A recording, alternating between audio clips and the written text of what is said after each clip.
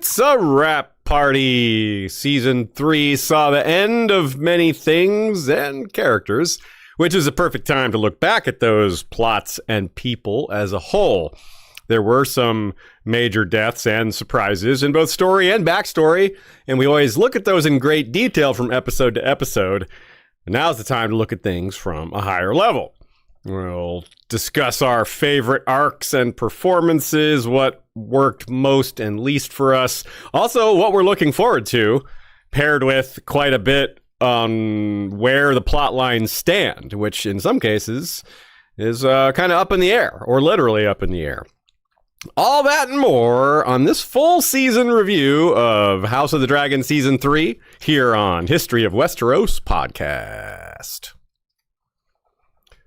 Hello and welcome back, everybody. As we wrap up our show coverage for the season, we do have probably some book to show coverage still to get to, but that's separate from this. That's more book focused. This is more show focused, and we're gonna get deep into everything we thought about the season as a whole. With me, as always, is Sean and Aziz. Sean and Ashaya. I'm with me. I'm always with me. There we go. Maybe I'm not with me if I'm saying things like that. I am Aziz, and with me is Sean and Ashaya.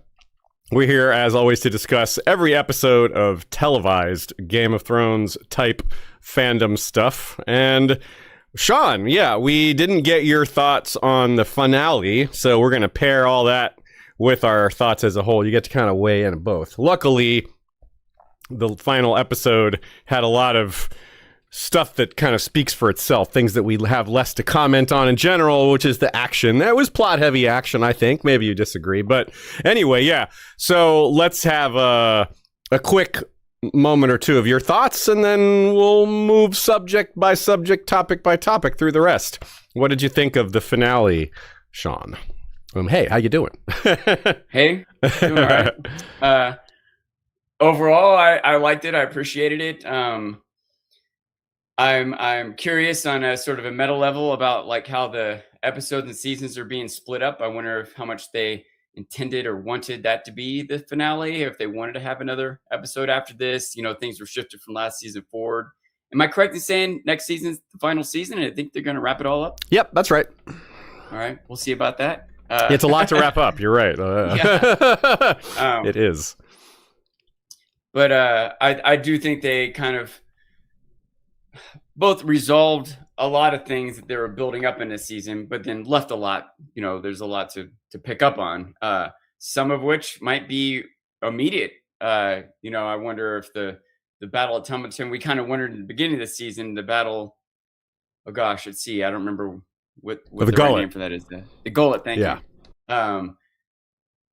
Was that battle over? You know, there's still a lot of people there and action happening. I wonder how they'll pick up, especially when you think about things like actors aging up, like Joffrey. If you know, if the next season not coming up for 2 years, that kid, they can't just be like the next day. I don't know. You know, maybe they can have a little bit of follow up in a battle and skip forward a few months, and Joffrey had a growth spurt or something. We'll see.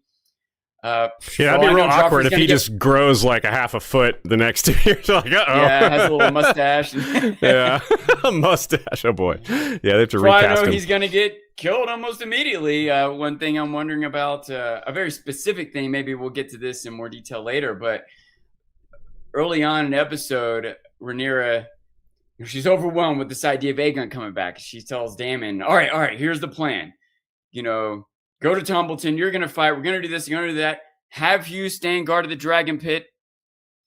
Then Hugh's there at Tumbleton. So Darren and Tessarion are MIA. Are they going to show up at King's Landing and land in the dragon pit because Hugh's not there and kill Joffrey? And that'll solve that problem? I don't know. Anyway.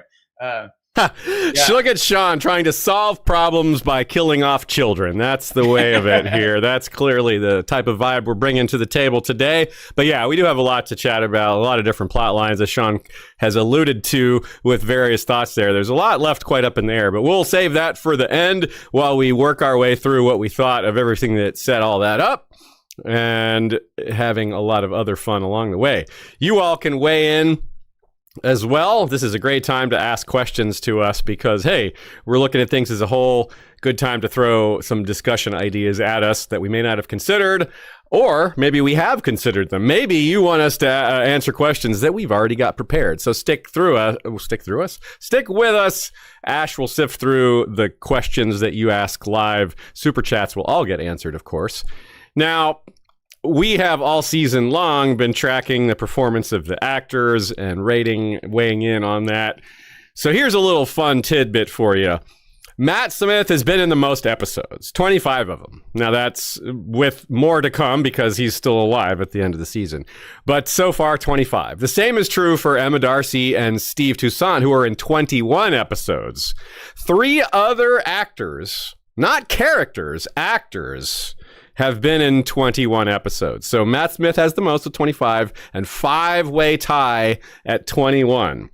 Emma Darcy, Steve Toussaint are 2 of them. Who are the other 3? Hint, none of them are Targaryen. Yeah, that's right. Answer at the end of the episode. That's right. So let's talk about our favorite performers season long. As I said, we've been doing this every episode. We talk about which ones were our favorite. This time we got to do our takes for the full season. Sean, we'll start with you. Are you going to take the easy one, or do you have a surprise answer here?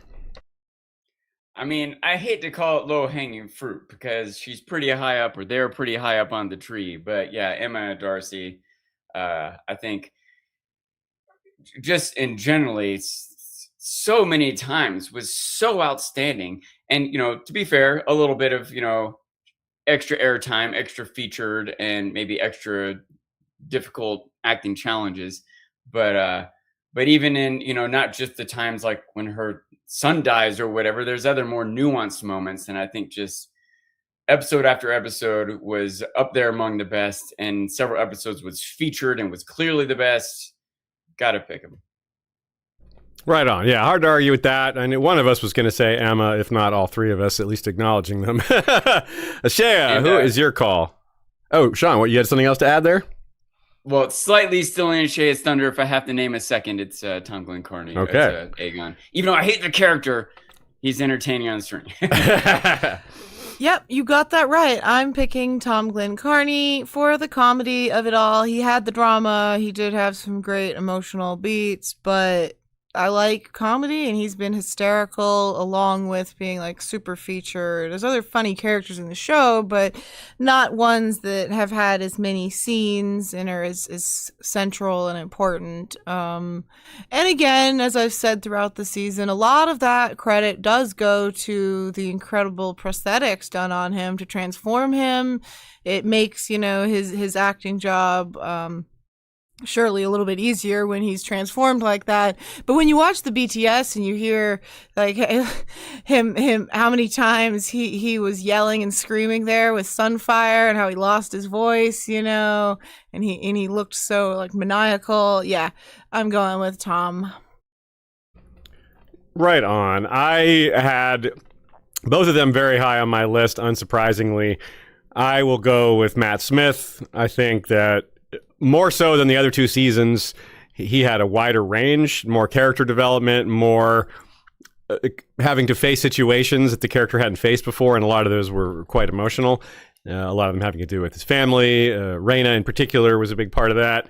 So it was a big batch of things from Matt Smith, and I really think he handled it really well. Every week I found myself considering him, and he actually won our poll twice in the Facebook group, episode 4 and episode 8. So not only was I thinking of him pretty often, but so was the Facebook group, so was our voters. He was in the top 5 7 out of 8 weeks, which is actually even more than Emma, who had bigger wins overall. Also won 2 weeks of the 8, episodes 2 and 3, by a lot more than anyone else did. So Emma's wins were the biggest. But interestingly enough, Matt actually placed more times. Now, it's interesting that Emma placed higher, got her biggest share of the votes in the episode where they were not super featured. That's episode 3. Emma got 62% of the vote, the highest by far for any episode in episode 2 rather than episode 3. And I think a lot of that was the grief for Jace, but also the transition to becoming queen and having to deal with Otto and things like that. So either way, just a big win for Emma across the board. Tom got 44% for episode 7, which is the third highest anyone got after Emma's 2 scores that were both higher. And Tom placed 4 times out of 8 and wasn't terribly featured in some of them. So really, that's quite a lot. Now, Fia Saban really did quite well on top of all this, despite everybody else having more lines, being more featured. Fia placed 6 times out of the 8 episodes. She finished in the top 5, 6 whole times, and won episode 5, got the highest share of the votes in episode 5. So just as a recap, episode 1 was actually taken by Alan, Abu Bakar Salim, and episodes 2 and 3 by Emma, episodes 4 and 8 by Matt Smith, episode 5 by Fia, episode 6 by Freddie Fox, Gwaine, a real achievement, as we'll talk about this season, the character and the acting, and episode 7 by Tom Glenn Carney for the return of Sunfire, and him reacting to that. There were, in terms of people who got over 10% of the vote, Emma got 4 times, Matt 5 times, Tom Glenn Carney 3 times, also Fia 3 times, and then Freddie Fox, Steve Toussaint, Olivia Cook, James Norton, Matthew Needham, and Tommy Flanagan all placed as well in there. So great job. And then we had one last poll, which was both surprising and not surprising. And the final poll for the main cast on our Facebook group, Rhaenyra first place, 29%, Aegon 25%, Daemon 17%, and Gwaine Hightower 15%. So very good job overall. You got to be pretty happy with that. If you're a showrunner, you got the 2 most important characters, arguably, at least the claimants, Rhaenyra and Aegon, placing first and second, and then Daemon, perhaps the most important next character, placing third, and then a surprise character that they made important and did a really good job of, hence the position, Gwaine Hightower. If you go back to season 1, and you tell me Gwaine Hightower is going to be one of the most popular characters, Sean probably would have been like, okay, that's cool. I don't know who that is, but I'm looking forward to actually liking a Hightower. Something like that. But us book readers have been like, Gwaine Hightower? Really? Interesting. And that would be something to look forward to. And I would really have no idea what it is I would be looking forward to. So, we'll have a lot to say about Gwaine this episode. But the other thing I think is funny is that Gwaine was in episode 1 along with all those characters, but not as Freddie Fox and not as Emma Darcy and Aegon wasn't in that one. He's the one that came from behind, I suppose, because Daemon was as himself the whole That's time. right. He jousted against Daemon in the very first episode. You never see his face. It's the one that Daemon picked to make an example of, to sort of mock Otto, to kind of challenge him. And yeah, Gwaine's been caught in the middle ever since. I got to say a couple things. One, do it. I do like Alicent. Gwaine's not the only Hightower to like, maybe anyway. Also, I want to give credit to Matt Smith. He's probably the biggest actor on the entire all Game of Thrones world, other than Sean Bean, I guess. But he's not Matt Smith anymore. He's Daemon Targaryen. Does that make sense? I want to give him credit for like rising above his personal persona to become Daemon Targaryen. That's, in my mind, my vision, in my ears, I will say it too, that's who Daemon Targaryen is, Well said. Yeah. I think that's true. I think he really has owned the role, and perhaps might have the distinction of being closest of the main cast to the book version. That's not necessarily Matt Smith's role, but it just helps, I think, that the more people makes him more likable across people who are book readers, and Hugh to that version particularly. So more likable, 3 on a scale of 1 to 10 instead of 2 on a scale of 1 to 10? Well, in the same way that you like Alicent, right? Alicent isn't a murderess like Daemon, and I like Alicent, but I don't like Alicent the same way I like Gwaine. I think Gwaine is like a good person, whereas Alicent she's trying to be a good person, but she's struggling with the same thing as Rhaenyra. You just have to make impossible decisions. You're constantly faced with lesser of 2 evil decisions. That is very true. Gwaine has not had nearly that, and they both had rough starts. Like Gwaine started off as kind of a party boy, and Alicent started off as a lot more hardcore about her rights and her family's rights and her personal feelings about Rhaenyra.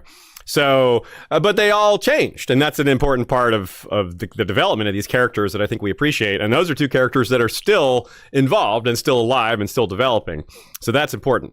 Now let's go through some catch up while we also, for you to weigh in on some of the things that happened at the end there, Sean, and perhaps start some new discussions along the way. Starting with what happens in King's Landing. Basically, the main things are Rhaenyra speaking prophecy to the crowd, killing the High Septon, and it's important to take note that the crowd doesn't yet know the High Septon has been killed, so the reaction to that is, well, we'll see. Probably not just nothing, but we'll talk about the reaction later. Let's talk about, Sean, what was your reaction to that scene in general, what it says for her character and how it sort of culminates how she started the season. This is definitely not the kind of thing she would have done to start the season, and but she has her reasons, I suppose. I thought the scene was great. I think that they,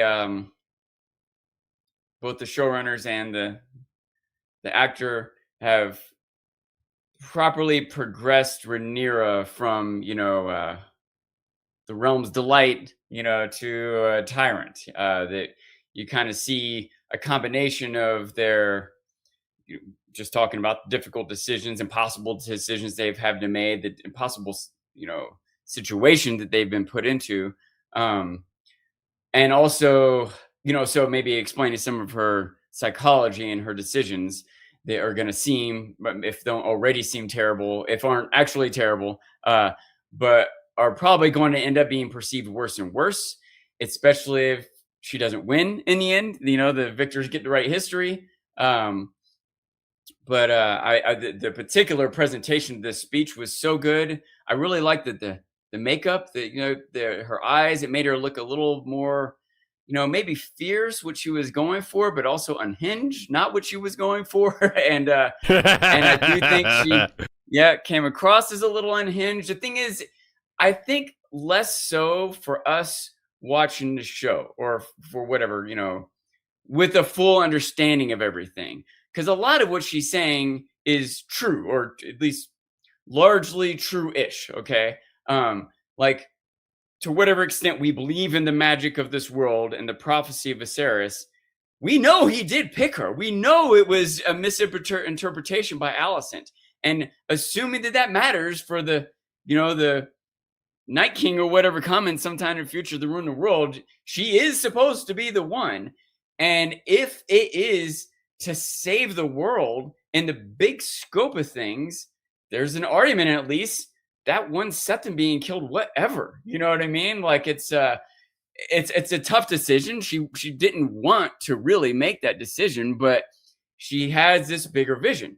But whether or not other people understand it or believe it or care, even when she starts talking about it, and that's kind of what adds to her coming across as unhinged, because I'm just trying to put myself in the shoes of the people in the audience. They're going to be like, what is she talking about? You know what I mean? Like, they don't speak the language, right? It's at the end there. They're like, what is she saying? Yeah. Even before she says something to Velaryon, just this idea of a prophecy, even someone who believes in prophecies, it's the first they've heard of it. They're like, they're still going to have this, what are you talking about reaction? And however true it is, maybe it sinks in, maybe it gets talked about more and people start to believe it, understand it more. Is that going to outweigh their empty plates at dinner time? You know what I mean? Is that going to outweigh the gold cloaks being dead in the street? All these other things, it's still, she's not going to come out of this like, oh, she is a great queen after all. I don't think that's how the crowd's stepping away from this before they know the Septon was just killed, right? So, right. Well, and to add to what you're saying there, I'm glad you brought up how she looked in the crowd before, because the beginning of the season, not episode 1, but episode 3, she's distributing food and the vibes are good. It's a much different look than where she's at now. Whereas before she's talking about, winning people over and doing right and reminding people of her father. Now she's, even if it's not unhinged, it's a little bewildering. It's a change of presentation and projection that people on the outside aren't really going to know where that's coming from. They're like, well, why is she doing this now? Before she was trying to hand out food, and what is this? She's in armor, and yeah, we don't understand those words. Even not knowing she killed the Septon, they know that she just trooped into the Sept with a bunch of armed guards, which is very taboo and not just unusual, completely unique, right? Yeah, they're like, what's going on here? Yeah, it's out of the ordinary. You're right. They'd at least be like, what just happened? What is going on? Yeah, they'd have questions at the very least. But she was not taking questions. No questions. Only statements in language you may or may not understand. Some of it you'll understand. And one other little note here, the Septon is a traitor, right? Like, even there's a lot you could argue back and forth in a lot of ways, but he probably shouldn't have crowned Aegon in the first place. He probably mostly did that due to like pressure and momentum of the leaders around him. Well, why doesn't he do that again for Rhaenyra here?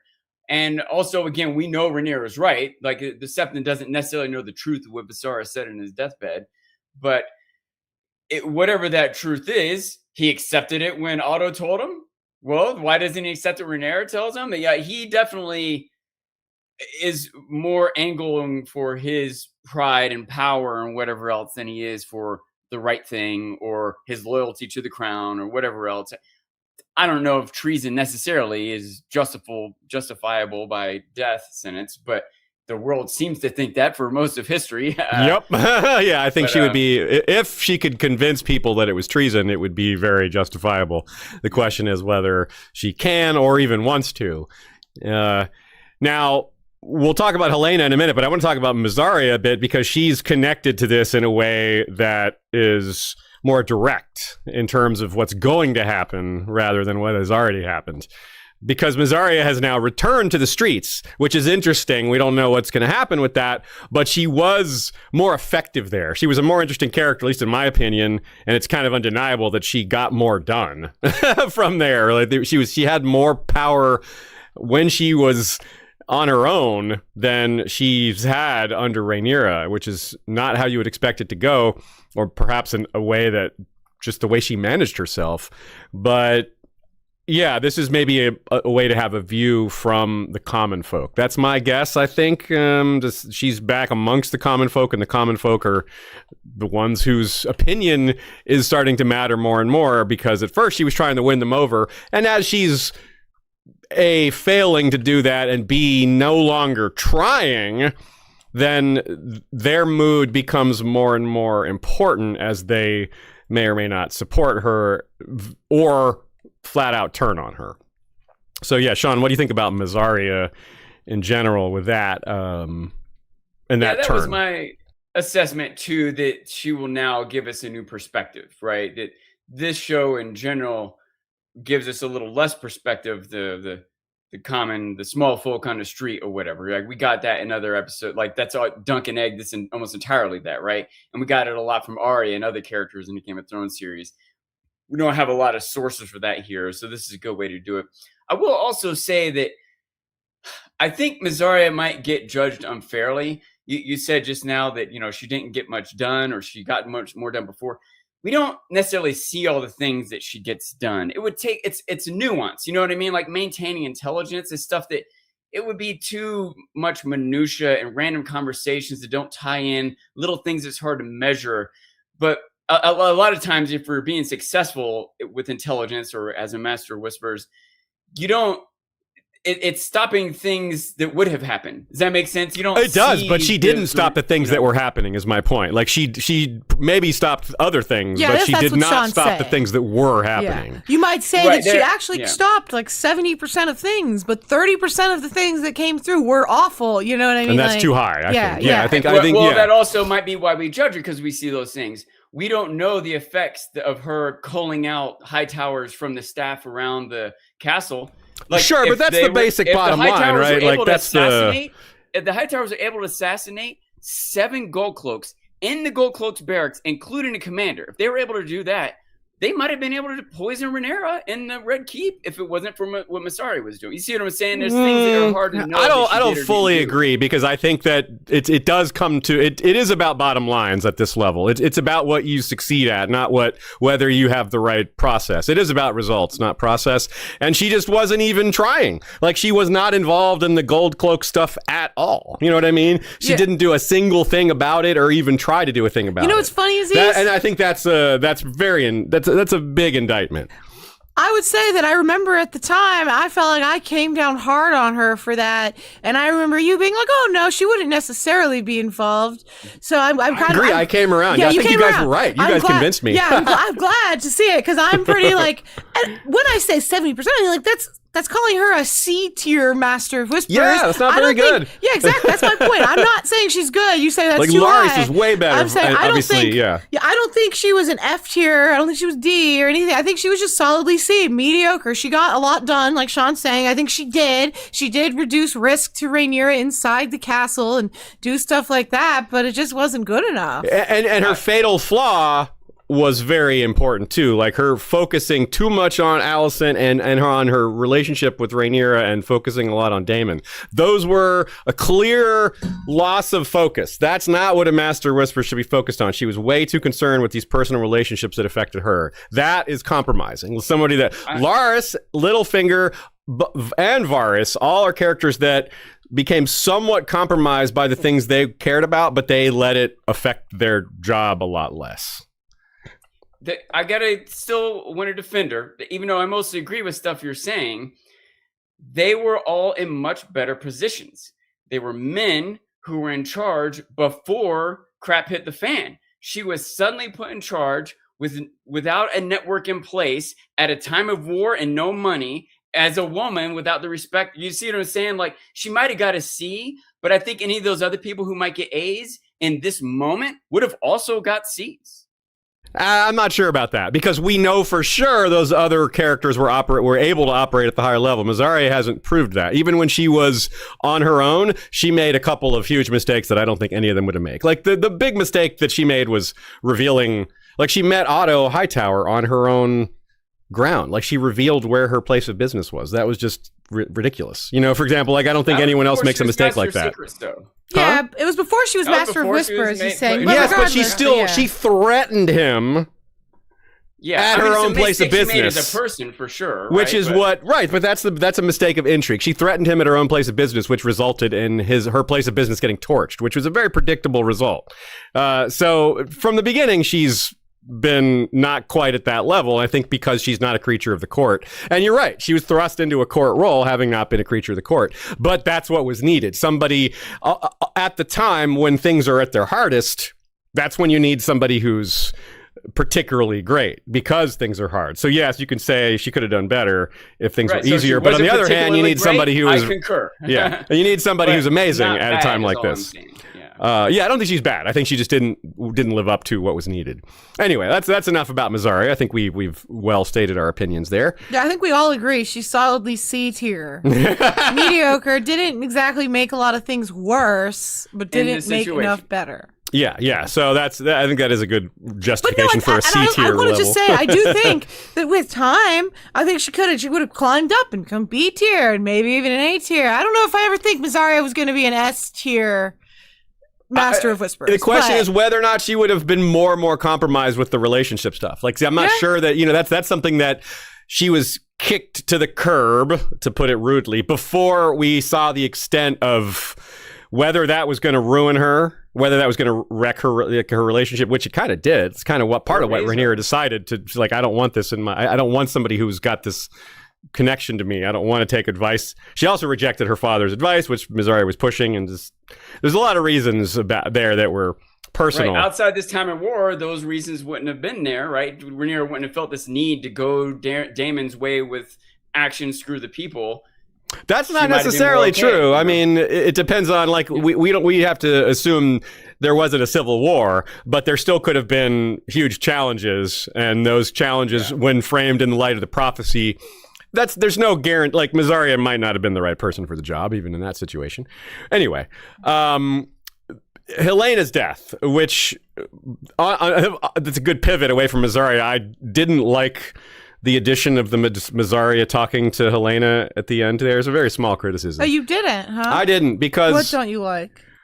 First of all, I thought there was enough reason for Helena to be grim about her future. I think this, between Rhaenyra forcing her to be like her own personal prophet and potentially using her child, her unborn child, as political leverage and as personal leverage over her as a dreamer, plus the fact that her own mother had been lying to her and was going to abandon her child and goes off to help murder her brother. It's just all really, that's enough for me, for her to think that she's trapped. Missaria didn't really tell her anything she didn't already know, I think. And my biggest complaint about that, and again, this is not a very big complaint overall, is that Missaria already had the, like, I'm leaving the castle and something important happens scene. She did that with Eric Arik. She's the one who detected the problem right when she was being kicked out. And this, again, she does this right when she's being kicked out. Also, I find it kind of jarring that she's allowed to say these things against the queen when these, like, royal guards are standing right there and they don't react to that. So I don't know. It felt a little off to me, but like I said, it's a pretty minor complaint. I think, yeah, you make a convincing argument to me about what was unrealistic there about it. The thing I like about it is one thing and one thing only, and I'll put it on the screen. It's the Mean Girls meme where it's, this girl is the nastiest skank bitch I've ever met. Do not trust her. She is a ugly slut. And that's just that. I see that. So, I find the humor in Missaria, like, getting one in on Rhaenyra, she as like a parting shot as a spurned lover, Anyways, I like that. Yes, the meme worthiness of a scene definitely is worth considering. I gotta say, Missaria did tell her one thing she didn't know: that Aegon is back. That he's alive? Yeah. I suppose that it's interesting, like whether that would bother her or not. Like I guess it's probably not a good thing. Because I don't think Helena wants him to be around. Right. It adds to the conflict going around and the certainty that she'll be kept as a hostage and so will her son. True. And it takes away from the hope she might have if she were to escape or whatever. Like her way out might be that Aegon comes back and Rhaenyra is gone. Okay, is that better? Yeah, it might not be. And then what happens with her child? It's all very grim. I agree. So, and in general, this is how a lot of Rhaenyra's personal circle is headed. She rejects Missaria, and Helena commits suicide. Rhaena is sidelined. That one wasn't really Rhaenyra's fault, but nevertheless, it's what happened. Baela's kind of frustrated with Rhaenyra. Adam's frustrated with Alan, and we don't really know how Alan feels about having just killed the High Septon, but I doubt he feels great about it. Maybe he doesn't feel too bad about it, but I don't know. He looked like he was troubled afterwards. We'll see. And he almost certainly doesn't like having any conflict with his own brother, and that's not great. So there's just a lot of just conflict and turmoil on her council, among her inner circle and her family, and this is all part of the general decline of things during her reign. It's not just her view in the eyes of the people, it's her own household, right? Things are not great. Yeah, I think that I don't know if it's quite a parallel or trend or what to call it, but one thing to keep in mind is that Baela right now is also sidelined. She's confined to her quarters and grounded from her dragon, right? And you could, if it is a parallel of sorts, you see like one person that Rhaenyra has, I don't know, pushed away or put down in some way or another, and Daemon too, I guess, leads to another one, someone else close to them. Like Alan might be, I can imagine Alan being a little different in that he might double down. He's like, well, I killed the Septon, it doesn't matter now. I've chosen his path. I'm in too deep. I don't know for sure. Maybe he'll be like, no, I'm not doing that kind of thing again. But maybe he'll be like, well, once I did that, I might as well do whatever. But one way or the other, I can imagine that pushing Adam farther away, pushing Baela farther away, maybe pushing Corlys. When Corlys comes back, he's going like, what you did? What you had Alan do? What? Other people might get pushed away beyond what Rhaenyra has done to them, but what she's done to other people close to them. Which I'm going to say is a parallel to kick Missaria out. Missaria tells Helena something now. Helena's like, okay, well, that's it then. That type of thing domino sort of effect might happen a lot more. I agree. There's a lot of things that people have to learn and react to, even just among Rhaenyra's inner circle. Tumbleton being one of them. Let's move on to that. Ulf's turn was, of course, that he turned was not a surprise. The surprise was that he turned on everyone. that part wasn't necessarily what anyone saw coming. His turn was very, brought along. It wasn't sudden. You even see the moment of him being bribed by Ormond, and it seems to be kind of final at that point. You don't know exactly what he's going to do, but you don't really expect him to go against both sides, which creates an interesting, what's he going to do now? But also, and you kind of wonder, well, why did he do that? Well, he was completely trashed and mad, and was literally kicked around by both sides. So there's a lot of lack of thinking because he was drunk, and a lot of just a man can only be disrespected so many times. Yeah, I gotta say, I'm not one to cheer on people being burned to death per se, but I did feel very satisfied when Ulf said, fuck you too right there, right? Like, it felt good to see him have revenge on both sides. I something like fitting about it, right? It was right? something fitting that I was like, yeah, they do both suck, right? It's like there is sort of screw all these leaders, screw the leaders of both sides. Like there is sort of a frustration of he was speaking through his dragon for a lot of people, and that was the kind of a reaction on social media. Despite people are confused about what's going to happen next and how he's going to how he could fit into either side from now on, if he even will. What's he going to do? But just that moment, I think, spoke to a lot of people in a way that I don't know that the showrunners expected it to. Yeah, I mean, it speaks to the downtrodden and to the people that are just stepped on and trampled by, the upper class. And I think more viewers are of that class than the other. So we, ideally you can relate in some way to that. And you see that he does, it is a despicable, terrible thing to burn people, but they were asking him to burn people. He's doing what they were asked of him. And like I've said, he's a doofus who was given too much power and who was pushed. And I truly think that if Ulf had just had a good guiding hand, he wouldn't have just been so destructive. It's a kind of tragedy of him. So I'm really interested to see. I think he's going to have, I hope to see him somewhat haunted by what he's done. That I hope that I see him feel the weight of all of the people he torched. That were I hope he doesn't just small folk. I hope he doesn't just wave it off or whatever. But yeah, I agree. Sean, what do you think about Ulf? You've had season long a different opinion of Ulf somewhat, and you're not surprised that he turned, but maybe some of the specifics were not what you saw coming. Yeah, in general, I was not really surprised. As soon as Ormond kicked him, it was like a mirror of Daemon, what Daemon did to him, and he turned on Daemon. When not Ormond, you're doing the same thing. What do you think's gonna? I mean, I was sure that he was, maybe not exactly gonna burn people on both sides, but he was not gonna be on Ormond's side. Does that make sense? And it does, yeah. And it makes sense that he wouldn't. It feels good to see him get his, vengeance or whatever. The problem is that this same thing you're saying here, Shay, about people relate to someone, being downtrodden and getting their revenge on the upper class.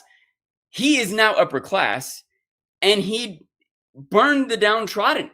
If he had just got one little burst of flame to kill Ormond, okay, but he strafed through the city, and again. And again, he's not, and through the army soldiers as well, both the city and the army. Thoughts in that. I think it speaks to Helena bringing up the dragon changes you, and that you're up there and everyone's a little ant down there, and it's hard to see it as personal. And that's why I hope that he boots on the ground. He sees the horror like Daemon did in this very episode. Daemon has done, he's strafed lots of people, And so I like to think of that. But I also want to point out that there was one beat in the tavern with Ulf where he kind of lingers on a girl's waist a little long, and I feel like it was presented in a bad way, a negative way. I took it as a creepy thing that he was drunk and doing, and so I feel like they maybe are setting up his slide even more into abusing his power and his station.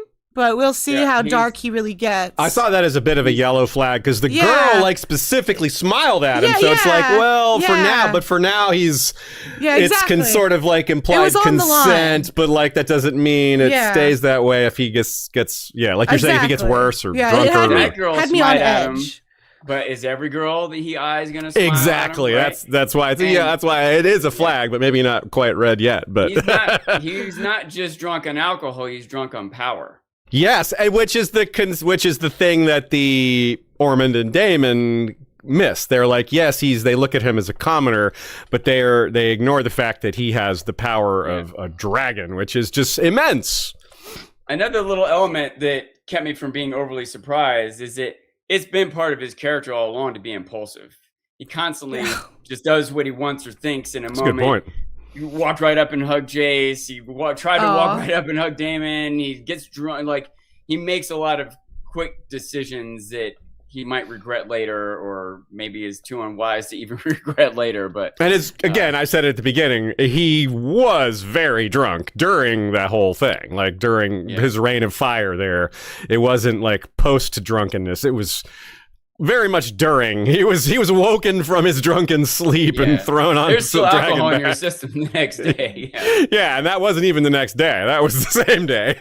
He's just like, they finally found him. You're still, he's still impulsive, and he's still drunk with power, and he's still, all this other stuff. And it's again, kind of a theme I feel George Martin has woven in there. It's the danger of dragons. It's what Viserys said. Like, that they're just too dangerous. It's if they get in the wrong person's hands or even in the right person's hand, they're just too dangerous.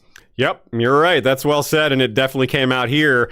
You got a drunken guy who is disgruntled, and there you go, burning thousands of people and homes and everything on top of that.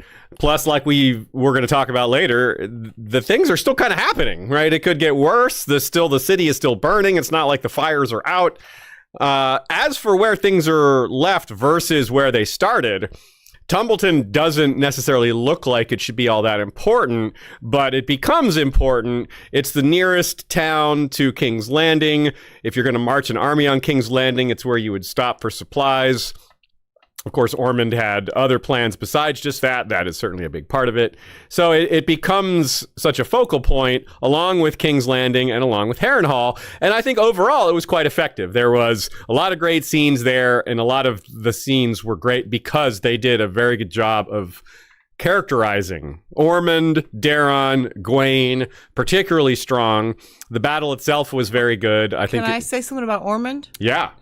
On the subject of his characterization, I'm going to tell you my personal headcanon for this is Ulf's helmet here. He's Ulf the White, okay? He came up with Ulf the White before he had any helmet of any white hair. So I'm thinking Ormond heard Ulf the White, and he had all his hair cuttings from trimming Daeron's silver hair that he dyed before. and he made Ulf a helm, and this is Ormond's fantastic hairdressing work. See how shiny and sleek it is? The armor does kind of look like Ormond's a little bit. Yeah, it's probably like horsehair, I guess. But my other question is, where did he get this bespoke armor for this? And I always have questions about, that's one of the things that was so nice in Duncan Egg, of course, is you go see him go to the armor to go to Steely Pate, and you kind of see this happen. I'm saying it's Ormond. He kidded him out, knowing his name was Ulf the White. It was well played. Ormond knows how to bribe, but it was very effective. Good call. I totally agree. That armor is very reminiscent of Ormond's armor. Yeah, I agree. So, and it would make sense. Ormond would, suit him up.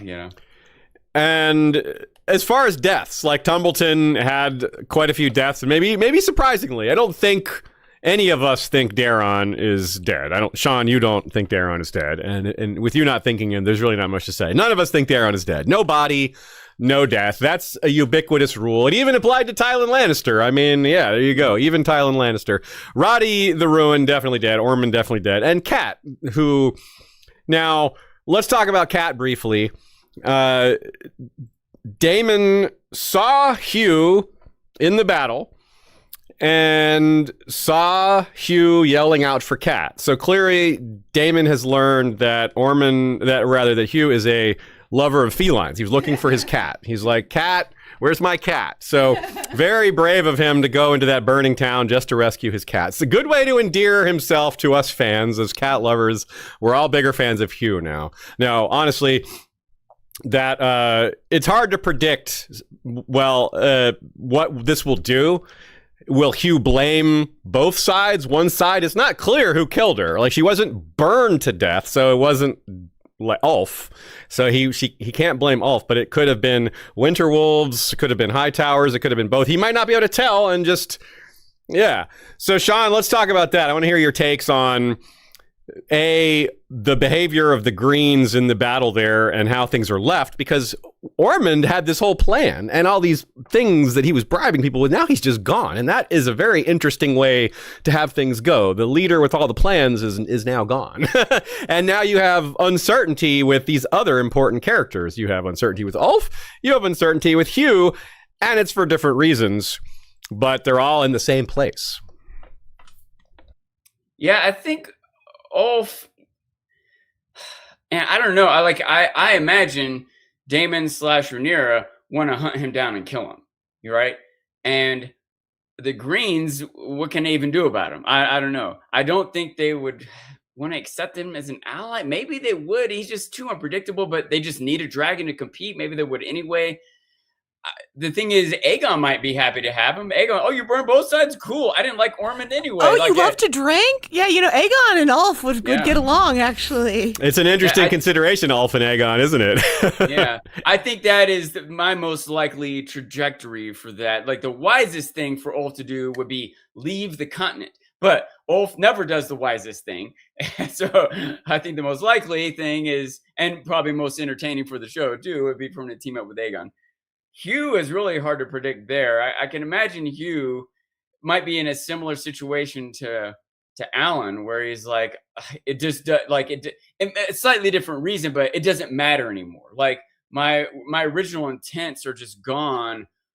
I've already, got a dragon and kill people, whatever. I'll just, he might just stay the course and just be a heartless killer, and I can also imagine him. If I were him, I think wisest thing is leave the continent. Just leave the continent. Get away from all the war. Start a new life somewhere. I don't know. But it is interesting. The battle, I thought a lot about the battle where, like, no one wins. That's, a common, like, theme in war in general. A more Pyrrhic victory than perhaps even more than literally. But I think in this one specifically, I do think the Blacks are coming out ahead. Well, coming out ahead of the Greens. I think they're both behind where they were. Does that make sense? They're both hugely set back from where they were. But I think the Blacks were ahead of the Greens in the first place, and they still are, right? The Blacks ostensibly lost Ulf. So they're like down a dragon. They're still up 4 or 5 dragons, right? The Greens lost Ormond, who was effectively their leader. The Blacks didn't lose any leaders. They still have Daemon. They still have Rhaenyra. They still, you know what I mean? They lost a bunch of troops, but they had 20,000 to start with. So, like, I don't know, down to 10,000. They still have 10,000. How many troops did Ormond have? Ormond also lost a bunch of troops, and I think had less in the first place. That's why they were holed up in a castle trying to use human shields. All true, yeah. So I'm pretty sure the Blacks, quote unquote, came out ahead here, but still down from where they were. But it's a relative thing. Now, outside this battle, it might get worse if Aegon and Sunfire and Aemon and Vhagar show up. Then everything's completely switched around. But that's separate from this battle. We don't even know for sure if or how or when all that's going to happen. I think the Blacks pretty clearly, quote unquote, won this battle. It would have been way worse if Daemon or Corlys had been killed, or if Ormond had survived, or if Darren was more in a position of power. One little side note, Ormond had all the plans. It was in the leadership role. Gawain and Darren ostensibly should be, but I don't quite know how they will seize that role. people don't know them well enough or trust them. They didn't know the plans or have the connections or momentum or whatever. And Roxton's alive, of course. Roxton's alive. Yeah. Roxton did know all the plans. He was in Good everything. Good catch. However much people will respect him, whatever authority he actually will have or how much he can seize, hard to say. But he's proven himself as a warrior. It seemed like he had a certain amount of respectability ahead of time. Yes. But it's he's a lord, clear to us now in this battle, so... That's good. That's a lot of good takes there, Sean. Yeah, let's move on to Aegon and Aemond and Alice as well, because it's sort of neatly contained in at least where they finished in one place there. Aegon, of course, had his arc up and down the area, the northern coast, that ended with this culmination of him flying to Harrenhal, which was a surprise to a lot of people here. And it was fun. I thought, how did you take that moment, Sean? We all thought it was really well done in that both you, as in the viewer, and Aemond weren't really sure if they were really seeing Aegon and Sunfire because it's Harrenhal. And as book readers, this scene doesn't happen. So we didn't know either. We're like, is that really? And then, of course, it's punctuated by the now iconic I'm alive, which is like, oh, well, yeah, that's definitely really him. Aemon's dream wouldn't do that. That's really Aegon. So yes. Did you find that particularly effective too, like that? Just weigh in on that whole scene of the reunion of Aemond and Aegon, and then we'll talk about Alice separately. Absolutely. I think it was part of how part of why I want to give Tom Glenn Carney credit as an actor. And maybe I also need to give credit to the writers and the director and other people. But they have established this sort of hazy, mysterious, dream world tone for Harrenhal. And so when Aegon or Aemond is waking up to these sounds, is he waking up from a dream, in a dream? Is that Vagar? Is that not big enough? What is going on here? This hazy figure walks out, and it's just uncertain what reality we're in. But when Aegon comes up, his tone and his demeanor, his choice of words or whatever are so distinctly out of everything else happening at Harrenhal. You're like, okay, that's really him. I'm beating a dead horse, but I want to give credit to like the overall setup over 2 seasons of the tone and scenario of Harrenhal to give this contrast for Tom Glenn Carney as an actor to rip you out of it, Yeah, that's a really, you said it really well too, Sean. Yeah. So that was really neat. And you wonder what's going to happen. Is it like, can you imagine them working together for very long? If they did, it could be very effective, but they've never really been able to maintain that. I wonder if they can now. One thing that is certainly potentially could throw a monkey wrench in their plans is actually several, but the most present one, I suppose, is Alice Rivers.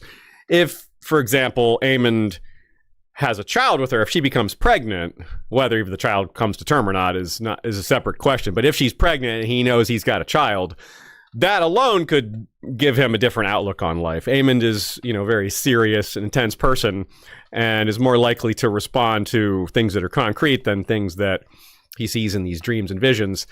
And there's also the whole matter of their mother. How will they both respond to Alicent? The fact that Aemond was poisoned by her. What is Aegon going to have to say about that? Will that be something they disagree on? So you can see there's lots of things that they could potentially disagree over. Just the fact that they have different personalities and have hated each other before is baggage enough. But the fact that they're even temporarily united, and maybe will stay united for longer than I suspect, is interesting. It's a pretty cool setup. What do you think, Sean?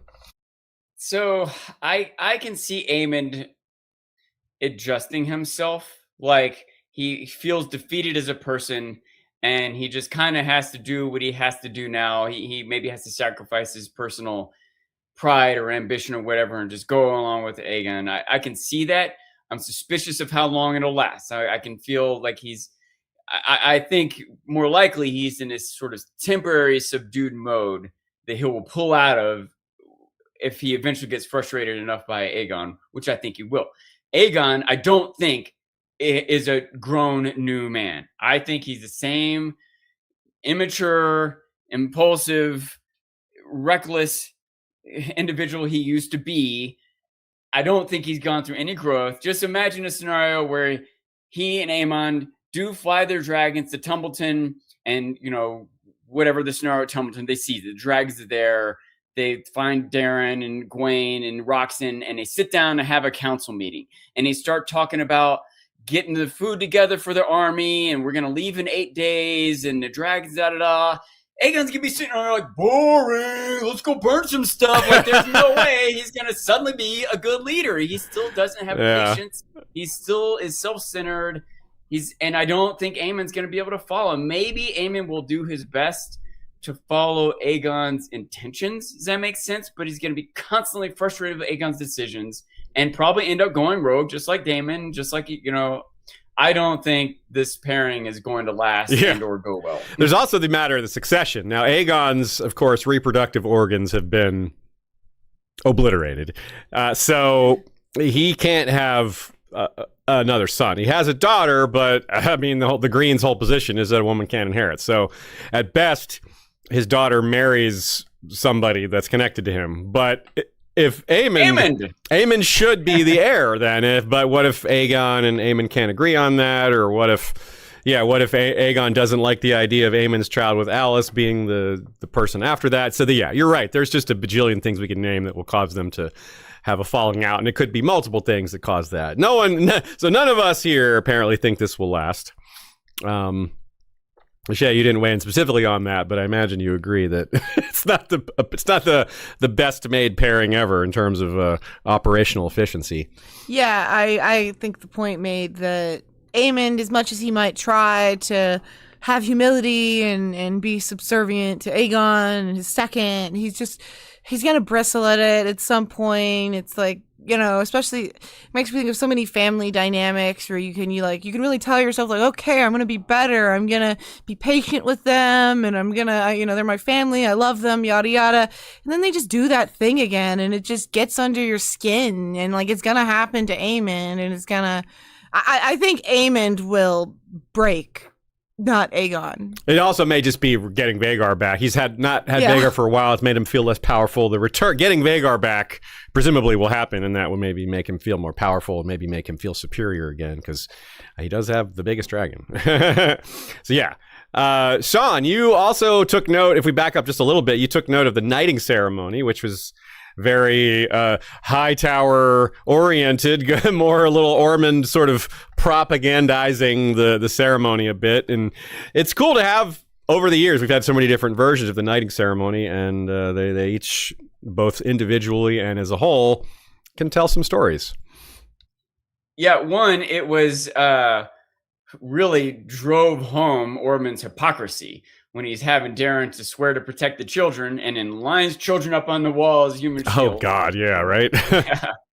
But also, I think, adds to my ammunition for Dunk having been truly knighted, because there's so many different ways you can be. Clearly, there's not just one way for it to happen. We've seen just this season 2 different ways. Sean, all the seasons of books, many different ways. One could be the way that Arlen certainly did for Dunk, or one could be the way that Dunk did for himself, where he declares, "I'm a knight," and he's a knight because the ceremony doesn't matter. It matters that you've taken on the mantle, and so he is effectively a knight because he is ascribed to all of the honors and codes. Anyway, that's Which you could say a Brienne. Yeah, exactly. I think that's clearly a true knight. Whatever Jamie said.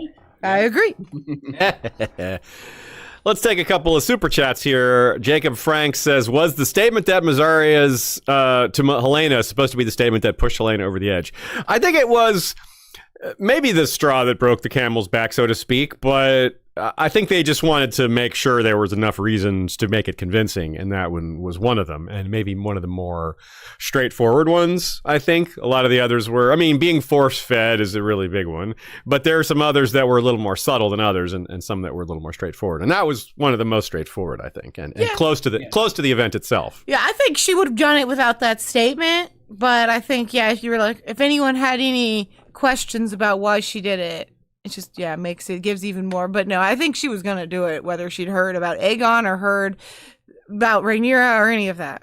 I guess the side question is, if anyone wants to weigh in on this, is whether Mazzaria had any idea that Helena would commit suicide, if she perceived that as something Helena might do. Well, my question, I don't think she did at all, personally, and that brings me to the thought that what if it means that Mazzaria will feel some culpability or guilt for this later? Because on the other hand, what's the purpose of telling her? What is her reason? Is it just, does she see it as compassionate or sympathetic? I don't know. I'm not sure. A couple things. One, on that particular point there, because I'm going to forget. I have like 3 things lined up here. She probably did think she was helping. She was like, you need to escape. Don't trust her. You know what I mean? Like, you're in trouble. You know, I think Aegon coming back, Rhaenyra's turn, she fired me. Like, you got to be careful.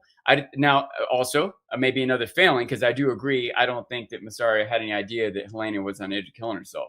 And I will also say that I was surprised when it happened. Rita asked me, like, did you expect that? And I was like, no, I really didn't. But then going back, just going back to the previously on setup for this final episode, they made a point of having Alicent say she's fragile, you know, like, you can't do this, you know. There, and then we see her. I think I had even said in the past the idea that she wants her own agency. Her own mother's trying to force her to have an abortion. Like, she just has no agency. She just has no control over her life, her child that's coming. She's being forced to eat.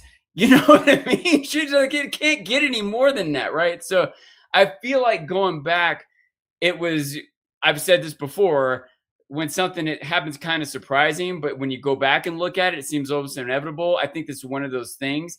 And maybe you could pluck any one of these out. Maybe Mazzaria didn't have that to say that to her. Maybe the flashback didn't have to remind you of Alicent saying how fragile she is. Maybe they didn't have to force feed her. But clearly, when you put all that together, what did you think was going to happen? What were her possible options? How can she live like this? You know, it's a recurring theme that even highborn people have some power when they're in captivity, and Helena was using what little power she had. Refusing to eat was power. That was a form of leverage. She wasn't using it for power. That wasn't her motivation. She, I think, was just depressed and you know, had no savor for life. But it is whether she's using the power intentionally or not, it was being used. Like, that was important. They didn't want her to die, and she did.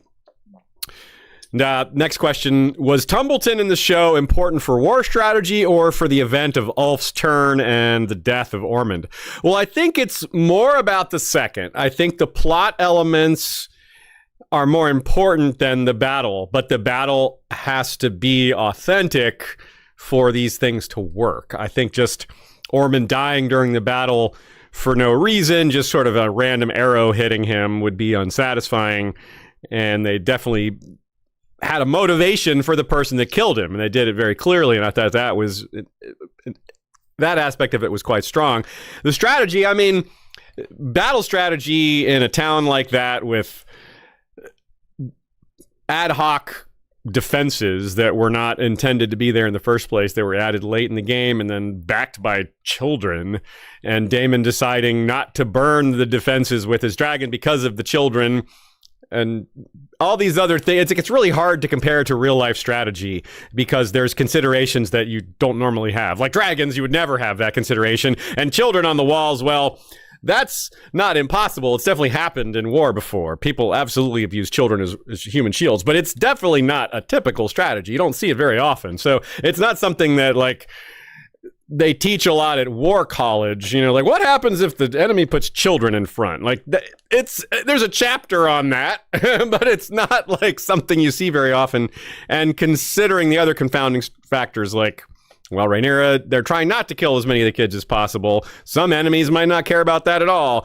The dragons, on top of all that, it's just so many confounding factors that make it hard to compare to reality. So does this kind of feel realistic? And I thought it felt realistic. I think spreading the troops out makes sense because you don't want them burned by dragons.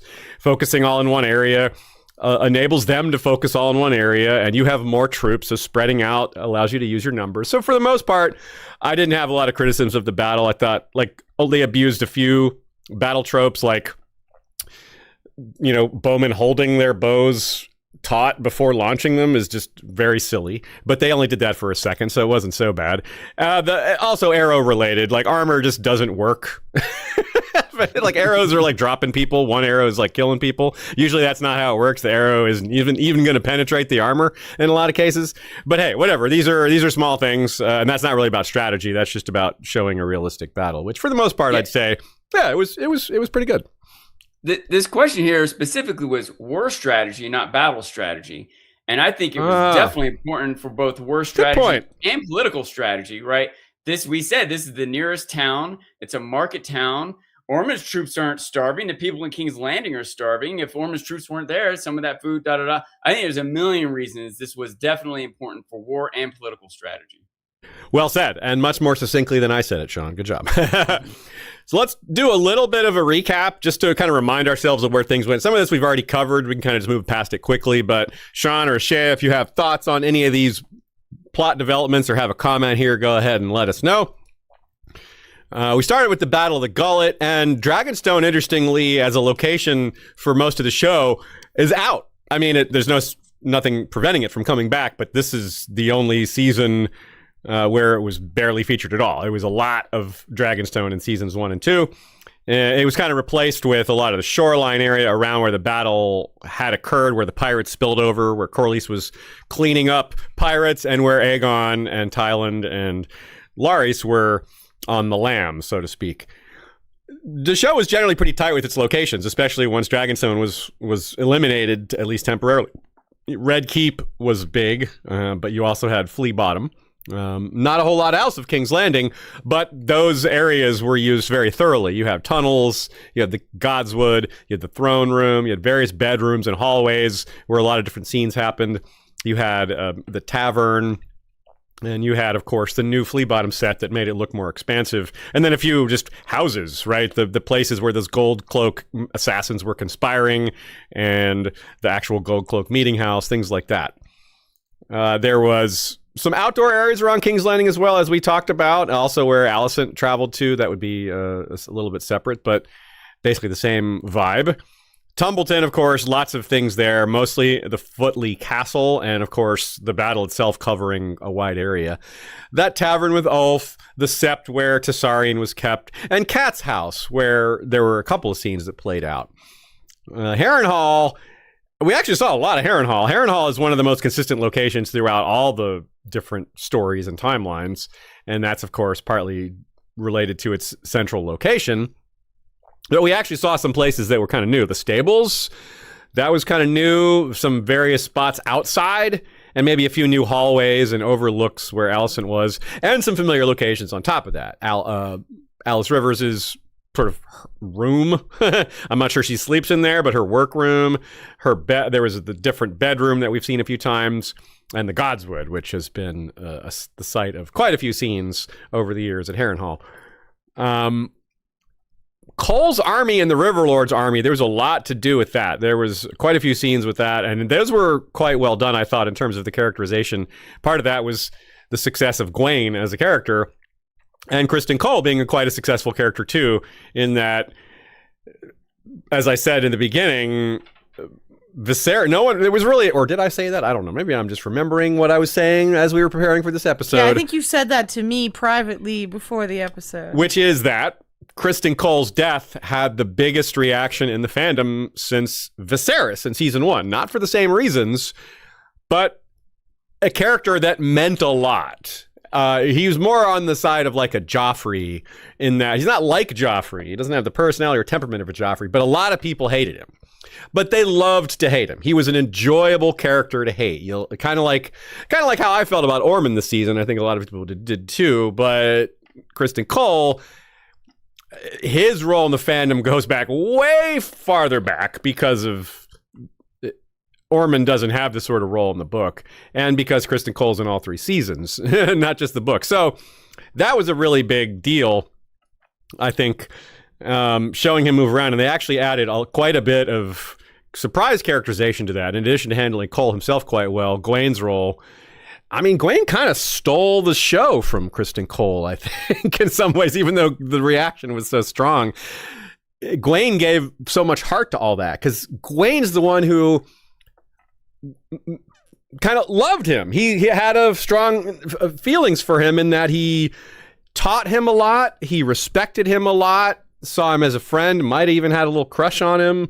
That's not clear, but definitely in the spectrum of possibilities. He could have seen him romantically, or he could have seen him as a brother. And especially if you think of the Alicent of it all, Cole being with Alicent, that makes it even more brotherly, or even more of a tragic crush that he had, right? Yeah, so I think the Gwaine of it all was really well done, and every scene and everywhere he appears, he adds heart to things, whether he's talking to Alicent back in season 1 about Daron, or season 2 about Daron, or whether he's watching Kristen Cole walk the path of honorable death and then goes back to Tumbleton and is playing a similar role, being the good guy amidst, plotting that's above his head and reasons that he can't control. And just a really great job by the show of creating that character and giving us someone that has this kind of heart, because yeah, I have more to say about this later. I have a whole section about how this is maybe something lacking from the Dance of the Dragons, and maybe from House of the Dragon as well, is love. Characters that feel love for each other. There's not a lot of room for that sometimes in the royal family, so it can be hard to put that in. But yeah, more on that later. Can I make a quick note here? I would love for you to. Something I wanted to talk about on the episode where it happened, and we didn't get to it, but remember when Ormond was talking to Darren about the Toad and Dorne? And,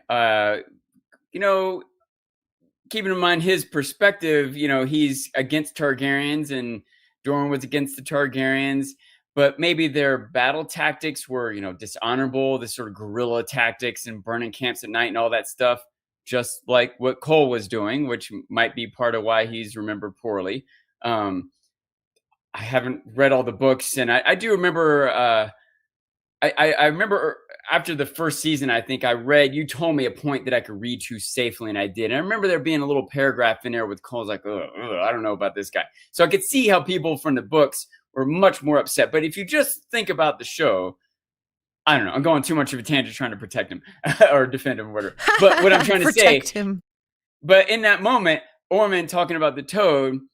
And Darren kind of stopped for a second. He's like, well, were they a hero or a villain? And then we got cut off, and Ormond doesn't get to answer this question. But I really think they were drawing a parallel with Cole at that moment. Is he a hero I agree. or a villain? Yeah, I think you're right. And I think that's that's a good place to leave it. I mean, I think there is a case to be made both ways. It kind of depends on whose side you're on and how you see him. And I think maybe to Gwaine... And whether you read the book.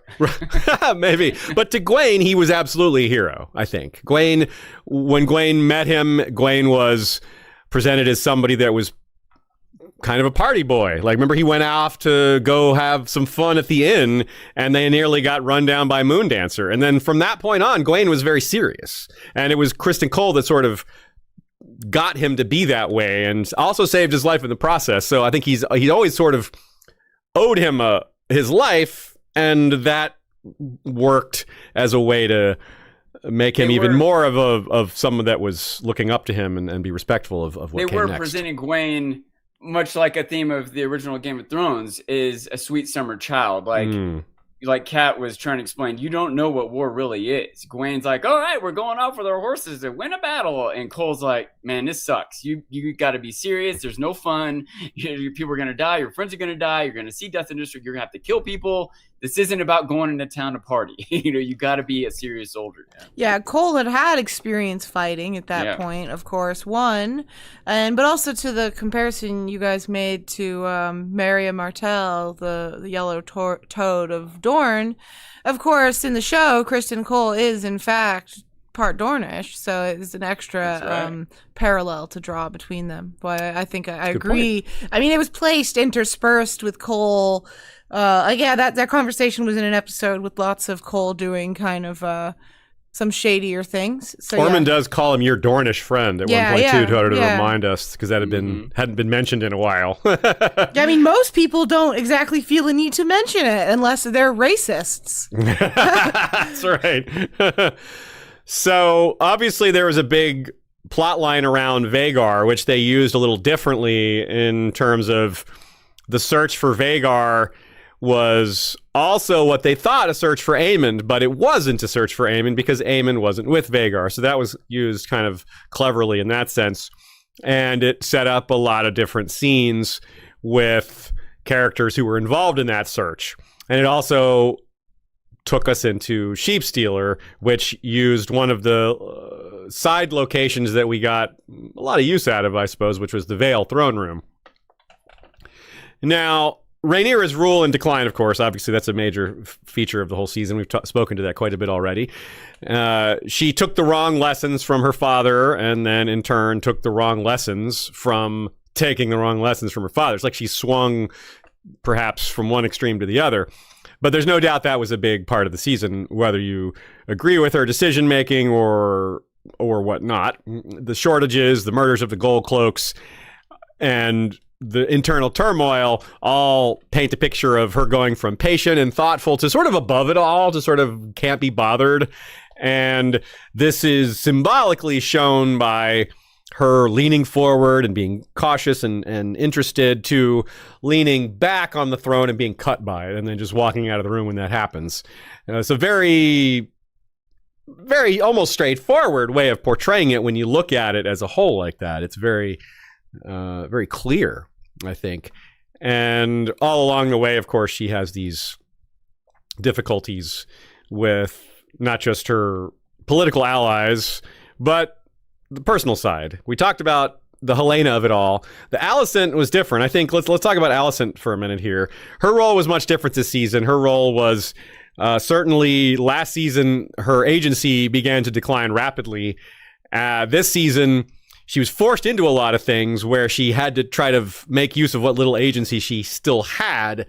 And it definitely sidelined her a lot. Maybe there were some elements of her story that were a bit contrived, but certainly not to the degree of Helena, or rather Alicent and Rhaenyra sneaking into each other's places to talk to each other, which I thought was maybe a little overdone.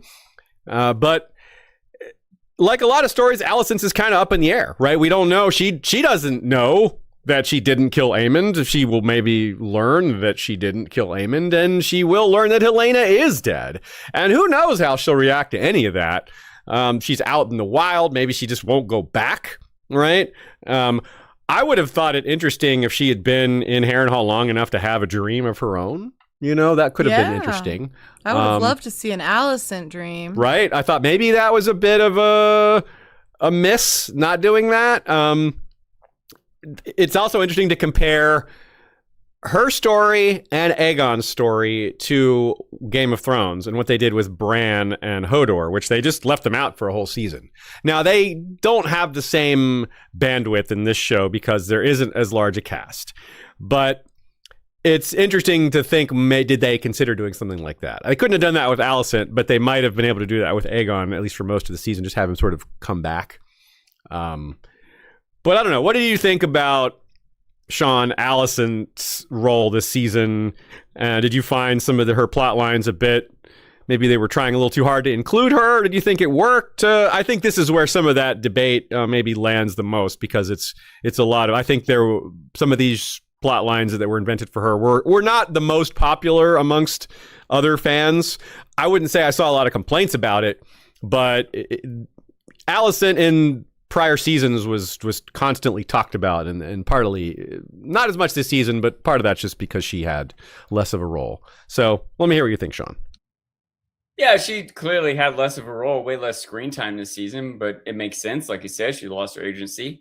And the bits that she did have, I thought they were fine. Like, again, you don't have like preconceived notions from the books, but I thought it was appropriate. I think that, a lot of what she's doing here was set up by what she said in the beginning to Rhaenyra, is you're going to be forced to do things that you wouldn't expect yourself to have to do. And that Alicent is saying this because she's already been in that position. And now that continues. And she already was put in a position where she realized, if peace is the most important thing, and, maybe second to that or right up there with that is, my daughter's life and my own life or whatever, well, then I might have to sacrifice Aegon. And she agreed to do that. That was like last season. That was a tough decision. And Rhaenyra hadn't had to make that type of decision. Now Rhaenyra's in charge, and Alicent's warning her, hey, you're going to have to make these types of decisions.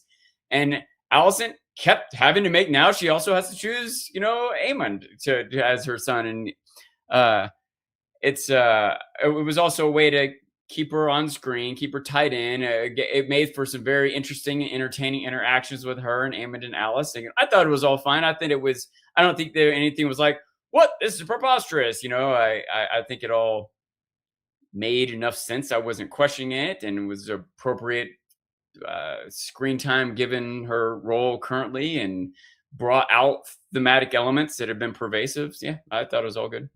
Right on. Yeah, I particularly liked her scenes with Mazzari, actually, I think, when she's using her leverage and her sneakiness, and she's pretty cunning, and that makes her compelling. But yeah, she was just in a lot of tough spots this year, for sure. Let's take a quick moment to acknowledge what we have coming in the pipeline. It is a really exciting time to be in this fandom. This has been a banner year for content. We got Night of the Seven Kingdoms. We got season 3 of House of the Dragon, which we're obviously discussing right now. And we, Ashaya and I, that is, got to go see the Mad King play in the UK. It was amazing. We saw it 3 times. We can't wait to start talking about it. We have plenty to say. We'll do multiple episodes on it. It was really great. Yes, go ahead. We're going to talk about it extensively. I am very excited to talk about it. I think it changed my perception on some characters in a good way a lot. But what I wanted to say was that we got to talk to Ira Parker, which was really cool, the showrunner for A Night of the Seven Kingdoms. Very excited about that. And we got to talk to the playwright and some of the actors. So yeah, it was really exciting couple weeks we had.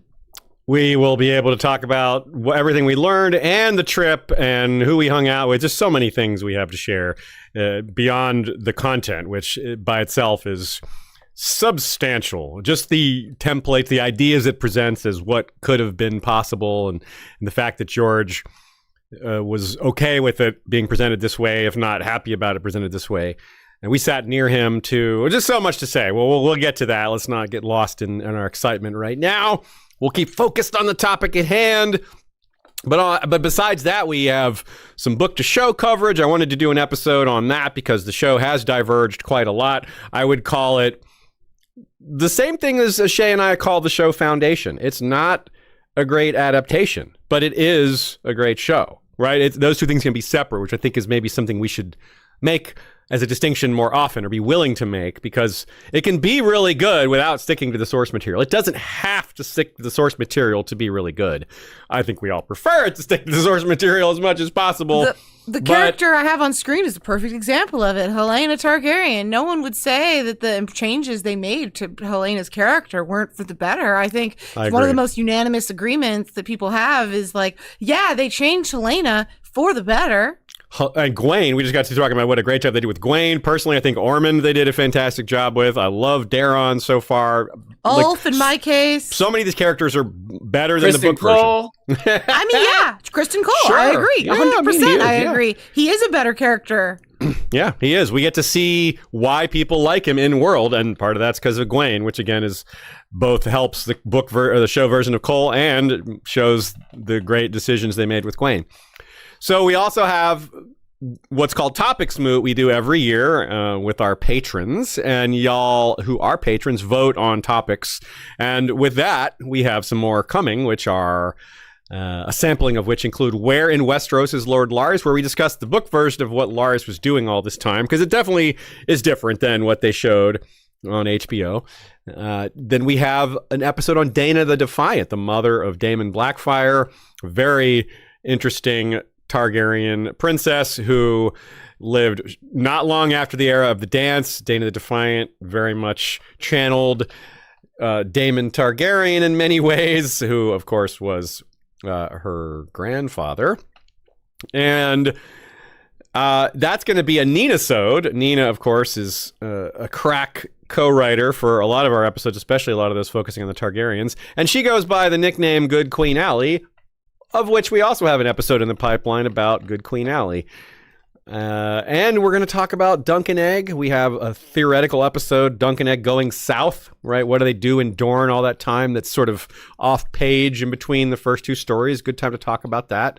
And of course, we have the Dorne stays in Dorne. Yeah, not in our case, but yes, you're right in general. And of course, we have our Game of Thrones at the end of Ancient Greece series, which is still ongoing and will continue before not too long, but a lot of these other things will come before that, but we're going to get that back in there as well. So yeah, so much coming. It's exciting. It's, again, a great time to be in this fandom. We always have plenty to talk about, but even more so than usual right now. So you can keep up with us by heading to our website, historyofwesteros.com. And through our website, you can find a variety of ways to support us and find things that we have recommended and shop our affiliate links, all that good stuff. Or you can just go straight to Patreon and join us there, where you can participate in the polls and get bonus episodes, things like that. Okay.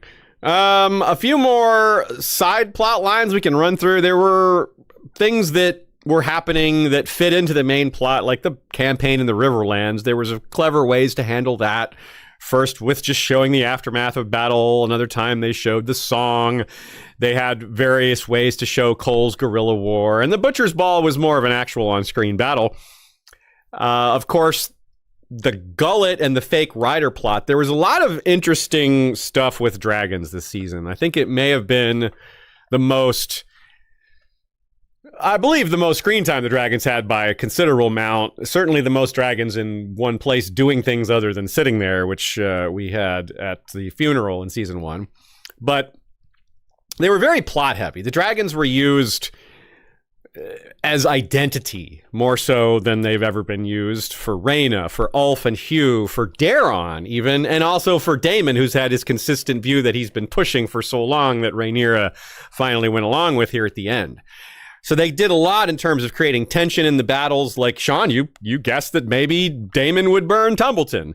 You weren't completely right about that. You were right that Tumbleton would get burned. It wasn't Caraxes, but you were on the right track. And just the idea of something like that was very possible. Fire on Tumbleton for sure. Yeah, that's true. Not indiscriminately like Ulf, but you're right. It did happen to some degree. I don't think those weren't the fires that caught. Daemon specifically had Caraxes do less torching because of the kids there. He just had Caraxes blow down the gate. So I don't think Caraxes' flames spread, but I could be wrong. And Caraxes was flying over the town as the season ended, so it's not over, is it? So I thought that was really good. What did Daemon want Ulf to do if Ulf had been on his side? Right? What was Ulf going to do? Run in with his sword? No, he's flying that dragon for a reason. So yeah, let me hear what you thought about that this season, and you, O'Shea, if you want to weigh in as well. I thought the dragons were used the best they've ever been. They were used cleverly in season 1, but less so. There wasn't as many opportunities to use them because so much was being set up. As awesome as Vhagar and Arax was at the end, that was more of a climactic moment than something that had been happening all along. So yeah, I thought they were really good because of how well they affected the story and created action and tension or fit into the above. So let me hear what you thought.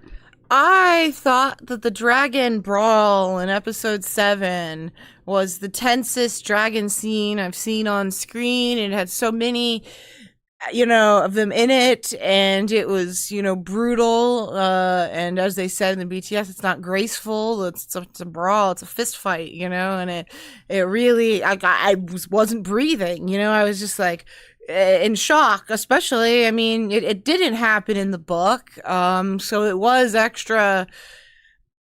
I didn't know what was going to happen there. I didn't know what they were going to change. Which of these dragons could actually get killed here. I didn't necessarily know for sure that any of them were safe. Right, like Sheep Stealer limps off and Syrax gets real messed up, and I was like, wow, are they actually killing Syrax early? Or yeah.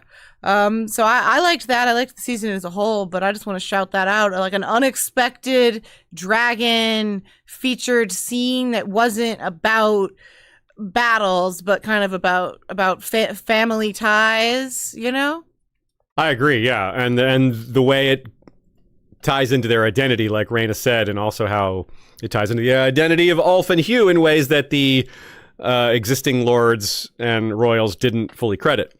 Sean, what about you? Did you think that the dragons were very strong plot-wise and all that? Or what else do you think about that? Yeah, I don't have too much to say. I mean, anything you ask me, I'll have a bunch to say, but I want to hold back for the sake of other things and time constraints. But I will reiterate what Shea was saying. That scene particularly, one thing I think that it did is help demonstrate the dragons' dynamics, capabilities, you know, the idea of how tough they are. Like it's, you know, really what I think it does is shows the importance of them being bigger, right? Like that battle there, if Vhagar was part of it, he would have just stomped and chomped them all in half. He's just so much bigger. And if Tessarion had been there, he would have been stomped and chopped in half by the other dragons. He's so much smaller, you know. Yeah. They're still significant when they can fly around and breathe fire, as like a battle piece, right? In a siege in a castle or something. But it shows the threat they are to each other, or even maybe the resilience they have to each other. Like one of them blasting fire on another, like it's annoying, but my scales are tough enough to withstand your fire, but not Vhagar's fire. So, right.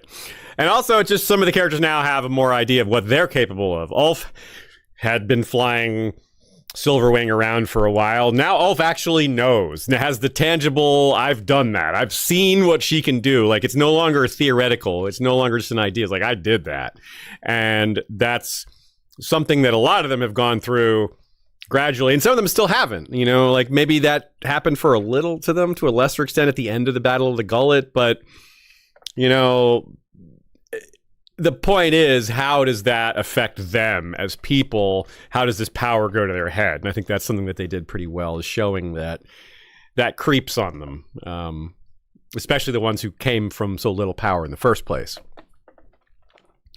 Also, Jacob Franks adds a question here. Jacob Franks is putting the rest of you all behind here with these great questions. You guys all need to weigh in with some of your own here. It's the Jacob Franks show here.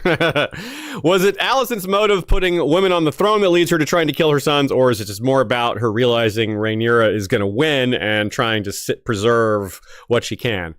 I think it's more the latter. I think Alicent realizes her side is lost, and there's no way to save all of her children, especially the ones who are claiming the throne. And Helaena, given that her side has already made a point about women can't take the throne, to her that means Helaena, it obviously didn't work out, but to her that meant Helaena might have been someone she could save, because she's not that sort of threat. She's specifically of the gender that they, as a side, said can't take the throne. So she thought maybe that would keep her safe a little bit. Obviously, it didn't work for other reasons, but I don't think Alicent has changed her mind about, you know, women should take power or not. I don't think she's really weighed in on that. I don't think it's ever been a big issue to her either way. Her opinion was that she thought Viserys had told her something. Yes. And it was a misunderstanding. Right. It was never like she thought, oh, Rhaenyra can't possibly be queen. It was that Viserys had said that, and she was also kind of bothered by Daemon in general, I think. So there was that element for her. Yeah, she people like Otto and the High Septon, they didn't think a woman should inherit, but Alicent wasn't really Otto, agreeing with that. I don't think Otto even actually thinks a woman shouldn't inherit. He just wants his family to inherit. If it had been swapped and he had a chance to get, like, he even suggested Rhaenyra as the heir at one point in time. That's true. Like, he was, so you're saying, like, he was more about opportunistic with that. Yeah, that was the party line he needed to make to make Aegon be king, but I don't think he really might be cared. more of a sincere belief. Right. That, yes. Yeah. Otto would say things like, you know, the Rome won't accept it, but he could make the Rome accept it. There are people who won't, but you can put those people in check. You have dragons. You could have had more of a campaign all along. He was definitely maneuvering more for his family. And I Alicent, agree. That was more about leverage. I don't think Alicent necessarily didn't want a woman or wanted a woman. Well, I don't think she didn't want a woman on the throne, but I don't think she did want a woman on the throne per se, right? And remember, I pointed out even that the show pointed out even had Rhaenys ask her, have you considered it could be you? And she's like, well, she just couldn't even hear that. And with Alice and Aemon at that dinner, I pointed out that she was like, who is this woman? She just couldn't conceive. Wait, she's not some lord's woman. She's not a princess. She's like, who? She couldn't conceive that this woman would just make her own decisions. You know, I feel like Alicent isn't of the mindset of a woman should be queen. I don't think she's actively against it, but it's definitely not an angle. Where her angle definitely clearly seems to have been, stop this awful war. A bunch of people are going to get burned up with dragons. We don't need that to happen. And if her side had been in a better position, she might have made a different appeal to Rhaenyra, but her side wasn't. And her to appeal to Rhaenyra included killing Aegon, and then later it included killing Aemon, all these are ways to stop more people from dying. I think that's really her underlying motivation. And there's the upbringing issue, too. Alicent was raised in Old Town around the Citadel and the Starry Sept, which is very much patriarchal, whereas Rhaenys and Alice were not. Other these characters were not raised in the light of the Seven like that. They're certainly around it, but they were raised with much more of their own agency, much yes, more of an idea that absolutely. I can't be in charge. I do know how to do this, whatever. So another major plot line or device, shall we say, that was used this season was the fake death / fake identity. Let's move on to that. Overall, though it was used a lot, I think it was quite well done. There wasn't a lot of overlap in the way it was done. You had a variety of fake identities, whether it was fake Daeron, fake Baratheons, or Daemon going undercover as a fake gold cloak. These were all done for different reasons and presented differently. Like the false Daeron was about being able to move an army before anyone could respond. The false Baratheons, well, that was about an assassination attempt. And the false gold cloak thing was about stopping assassinations of other gold cloaks. And there was also the political declaration of Aegon as dead, and that backfired. Aemon pretended to be dead, on the other hand, to avoid a declared bounty on his head. And you might have been suspicious about some of these, like we definitely talked about Daeron at the time, whether there was reasons to know or not, but the audience's perspective is not what matters there in terms of the writing and the perspective of how the characters behave. What matters there is whether people like Daemon took note or knew what to look for. Same goes for Sheep Stealer. This was a different type of mystery. We all know. We weren't fooled even for a second. We weren't meant to be fooled for a second. We knew that Daemon killed some random person and tried to pass it off as Sheep Stealer's rider. There was never any attempt to fool the audience there, but there was a sense of, I don't think this lie is going to hold up. So it created tension in that sense, especially when Mazzaria sort of sniffed it out right away. She definitely gave the audience a little more of a reason to be suspicious about that. Or to know that there was suspicion amongst the characters in the story. Where meanwhile, someone like Corlys, his death was more about the characters in the story to wonder if he was dead, because, I mean, he was in trailers past that point, so it wasn't exactly much of a surprise when he turned up to survive. On the other hand, Thailand, that was a pretty big surprise. Even those of us, like Ashea, you were holding out potentially that he was alive, and so were you, Sean. But y'all didn't have a lot of confidence in it. You were like, well, we didn't see the body, but I can see why we wouldn't. Maybe he's not enough major character, etc. So that was a different sort of surprise. So there's a lot of variety there in the fake death / fake identity. And overall, I thought it worked pretty well. What about y'all? Yeah, I think that's I don't know if trope's quite the right word, but definitely, people being misled about someone's state of being, both characters and audience. I think they overall did a pretty good job with it. Yeah. My gripe is with Sunfire. I think fair it enough. played out pretty well, so I accept it, but I have a hard time swallowing the science behind it, if you will, or the magic behind it. My gripe is that I just don't think that it was strictly necessary to have a fake Daeron. I think we would have been better served to just get more Daeron characterization and scenes, extending us not seeing Daeron truly longer. I don't know. I was underwhelmed, I guess, by that decision, is all I can say. Right on. That's fair. Whitney Davis sends a super chat, says, hot take, don't miss Nettles. Writers wouldn't get her right anyway. How would she fit in the story they wrote?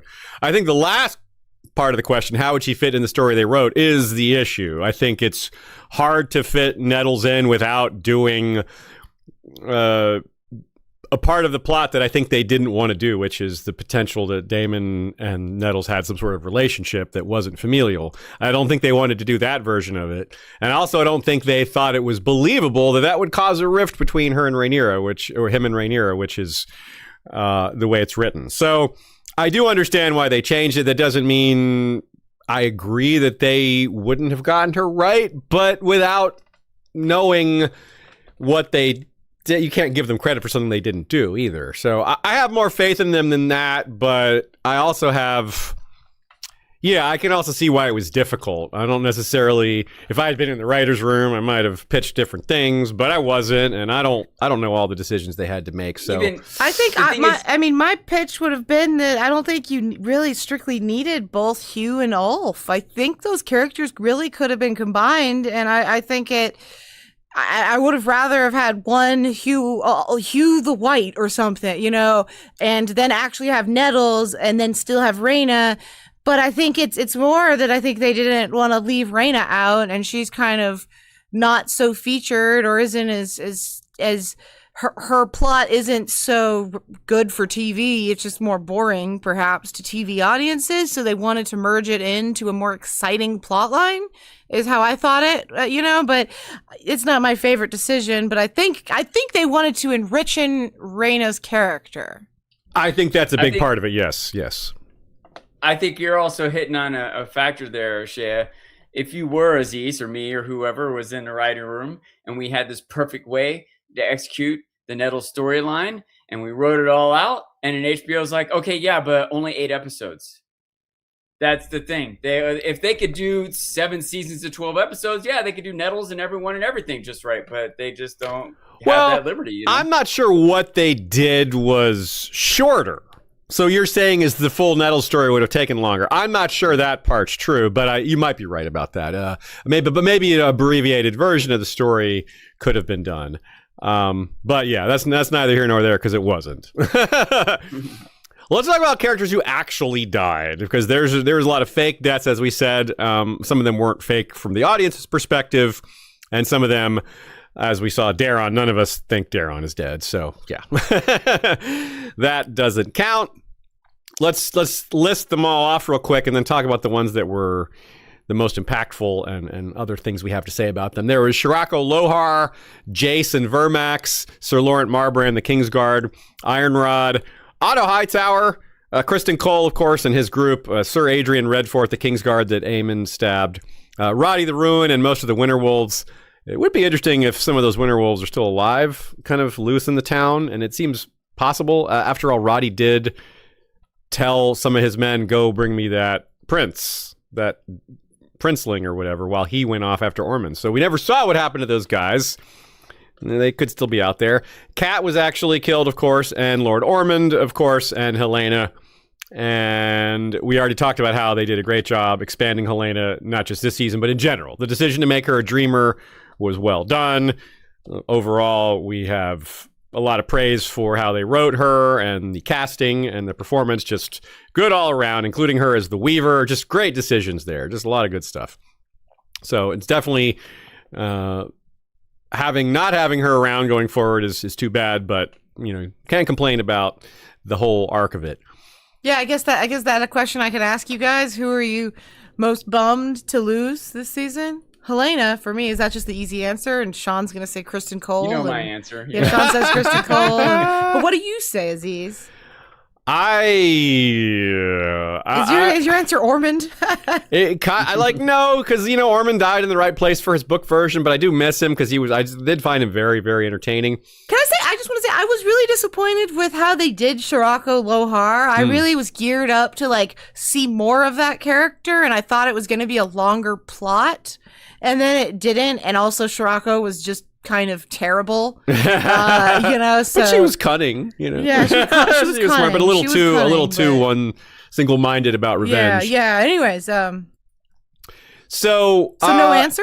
I don't know that I have an answer. Maybe my most disappointing death, not disappointing because I don't miss because of the character, but the way it happened, was definitely Otto, because Otto's death was supposed to be climactic at the end of season 2. He was scheduled to be a big part of Rhaenyra's ascension at the end of a season. It was supposed to be super important, and it lost a lot of its punch by having 2 years of him kind of rotting off screen, just to be sort of dragged back in to quickly killed off. So that, you can't blame the showrunners for that, but it's still what happened. It's still the way the show happened. If you're watching the show, marathoning it works a lot better probably, because it isn't 2 years before you get this resolution without anything really much happening in between with Otto. It's not like you get scenes with him where you're like, oh, what's going to happen next? No, it's just, he's just gone for a while, then he's dragged out of prison and killed. So that was not ideal, certainly not the way they planned it. Thankfully, HBO doesn't have a habit of doing this sort of thing where they just drop changes or dictates from on high that really disagree with the direction of the show. It's not Netflix, who I just don't trust at all anymore. I won't watch a Netflix show that isn't like finished, because they'll just cancel it early. Or just screw it up. I just don't trust them. It's not, those are sort of night and day. So I have more of a trust with HBO. They've definitely, HBO tends to focus a little bit more on quantity. Quality. Netflix focuses on quantity. They just keep turning out more and more new stuff, and are not as worried about the long term. Yeah, I agree. I totally agree. They really botched things like The Witcher, and there's plenty of other shows that I can't remember anymore because they never got an ending. They just did 2 seasons and were like, 2 seasons is when actors can start negotiating for higher salaries of starting with season 3, so we're not going to give them that. So there's just a lot of, the whole thing is really dirty. I've had 2 great heartbreaks via Netflix. The Get Down was it was also like a 2-season heartbreak, but there was complex reasons there at least. That was an HBO thing, right? Or no, HBO it was that Baz Luhrmann had a contract to make the Elvis movie, and he wanted to hand it off to his other showrunner, and Netflix didn't want to do it unless he was involved, and it kind of died. Anyways, but my other great heartbreak that I just can't understand is the Dark Crystal: Age of Resistance, because they had already put all the money into the puppets. They had spent so much on the puppetry alone that the next season was going to be way cheaper. And I can't comprehend the logic. I'm with you, Aziz. I'm very leery around Netflix shows now. Right on. All right, let's move on here. Unless I missed any comments you guys wanted to jump in, just let me know. Otherwise, we'll keep it on moving. Let's talk about who we wanted more of, which relates somewhat to characters dying, potentially. Sean, who did you want more of? Now, you can frame this any way you want. In some cases, more of is a character that you thought was underused, but you can also just be like, I loved this character so much, I want more of them, even though I got plenty of them. So, go ahead, Sean. Once again, my obvious easy answer here is Kristen Cole, but he's dead, so we could get all kinds of flashbacks. Yes, I'm going to stick with Kristen Cole. I want more of him. Alicent, even though we talked about how her role was downplayed this season, I still appreciated what was there, and I don't know how the books go exactly. It's hard for me to see her being too integral going forward unless the Greens take over and she becomes queen again. I don't really expect that, but I still appreciate her character. Gwaine, we've talked a lot about him, and Darren too, just because we haven't got much of Darren, and I also don't suspect he's going to get too deep. I don't see him actually taking the throne or being allowed to seize control of the Hightower army or whatever. I don't know. But I think he's an intriguing character. Loras, for sure. He's someone that you never know. And he's very, dark and maybe despicable in a lot of ways, but also he's very intriguing. And I wonder if maybe he has gone through any kind of growth. It's like, I don't know if he's past a point where he could, or both, I don't know, in his life or his story arc, or how down a dark path he already is, but I don't know. I'm interested in him for sure. Bela is another character who I think is ripe for storytelling. I don't know how much going forward, but I'm more interested in like flashbacks of her. I think her perspective through what we've been through so far would have been interesting to have gotten her featured more. Like, don't want to ramble too much, but just think about the idea of like, I don't know the full story of Nettles, how involved or integral or how long it was or whatever. But if that was a thing they could have done, I would have rather, again, this might be ignorant for me to say, but I would have rather more Bela feature in the past. I would like Alan, more Bela too. Yeah. Alan is another one now, especially. I think it's really interesting to see where he goes. I think it's likely realistic for him to go down a dark path now that he's done what he's done. Part of me would like him to regret it and rise above it and make amends for it. but I also wouldn't be surprised if he gets killed in 2 episodes. He's likely to get put in harm's way. That's another thing. Some of these characters are more or less likely to get put in harm's way and not last that long. But. At least with the last two ones you said, Bela and Alan, you could get lots more scenes of the two of them together next season, perhaps, and you'll get both since they're romantically involved now, at least a little bit. And what about you, Shea? I feel that I wanted more of the Winter Wolves. I felt that it was lacking. I don't have a picture of them up. I'll just whatever. I wanted them. I felt it was lacking, especially seeing like casual viewers' reactions to things where they're like, "Who's that lady?" We don't even ever get a name or a conversation. I feel that was a miss. I think they did it to add some mystery to things, but I would rather just see the characters, and that's how I felt about Daron. They held him back to keep that mystery and that plot going with the fake Daron, and then to feature Ormond and have us kind of like not sure about how Daron is, alone. But I wanted to see scenes with Daron without Ormond more. I liked seeing him with Gwaine. I'd like to see him without either of them, with just like Daron, like how he interacts with all kinds of different people. I think that'd be great. And Helena, because I knew time with her was going to be limited, but also I like the dreams. I like everything she has to say. I like her vibe. I like both her prophetic statements and her non-prophetic statements. She had some really poetic and meaningful philosophical questions and statements when she talked about, is that all that you think life is, So yeah, I couldn't get enough of her, I guess. Like, I feel like at least for her, we got like enough. I don't feel like I was wanting exactly for a ton more other than her with Dreamfire if I could. But I really do feel that the Winter Wolf stuff was hurt by not showing us them. I agree, and there's a real opportunity to mix them with Oscar. I thought that was an old lord who's ready to die in battle versus a young lord whose life is fully ahead of him. There was a chance to do something there, and it only had to be one scene. But yeah, I wanted more like, why are they here to die? How do they feel about that? Even though it was explained by Creek and Stark, it was so long ago. It was the beginning of season 2, which is 2 years ago in real time, and it's not like they referred to that to jog our memory. So yeah, I'm very much with you. I wanted more of them to make their deaths a little more meaningful. And with Oscar surviving and moving forward, it would have affected him having someone he may have bonded with and seeing how he went out and moving forward. Sean, you had something else to add? I had just forgotten about that line that Shea brought up when Helena said something to the effect of, "You think life is just not dying, but there's more to it."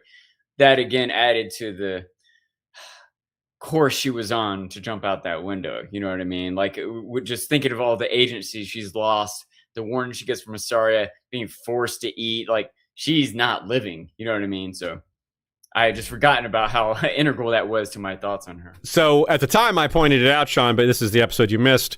I compared that to it's almost exactly what Miri Mazdur says to Dany when she loses everything, and then Dany's like, "I gave you your life, I saved you," right. And Miri's like, "You think what good is my life now? Like everybody I loved and cared about is dead."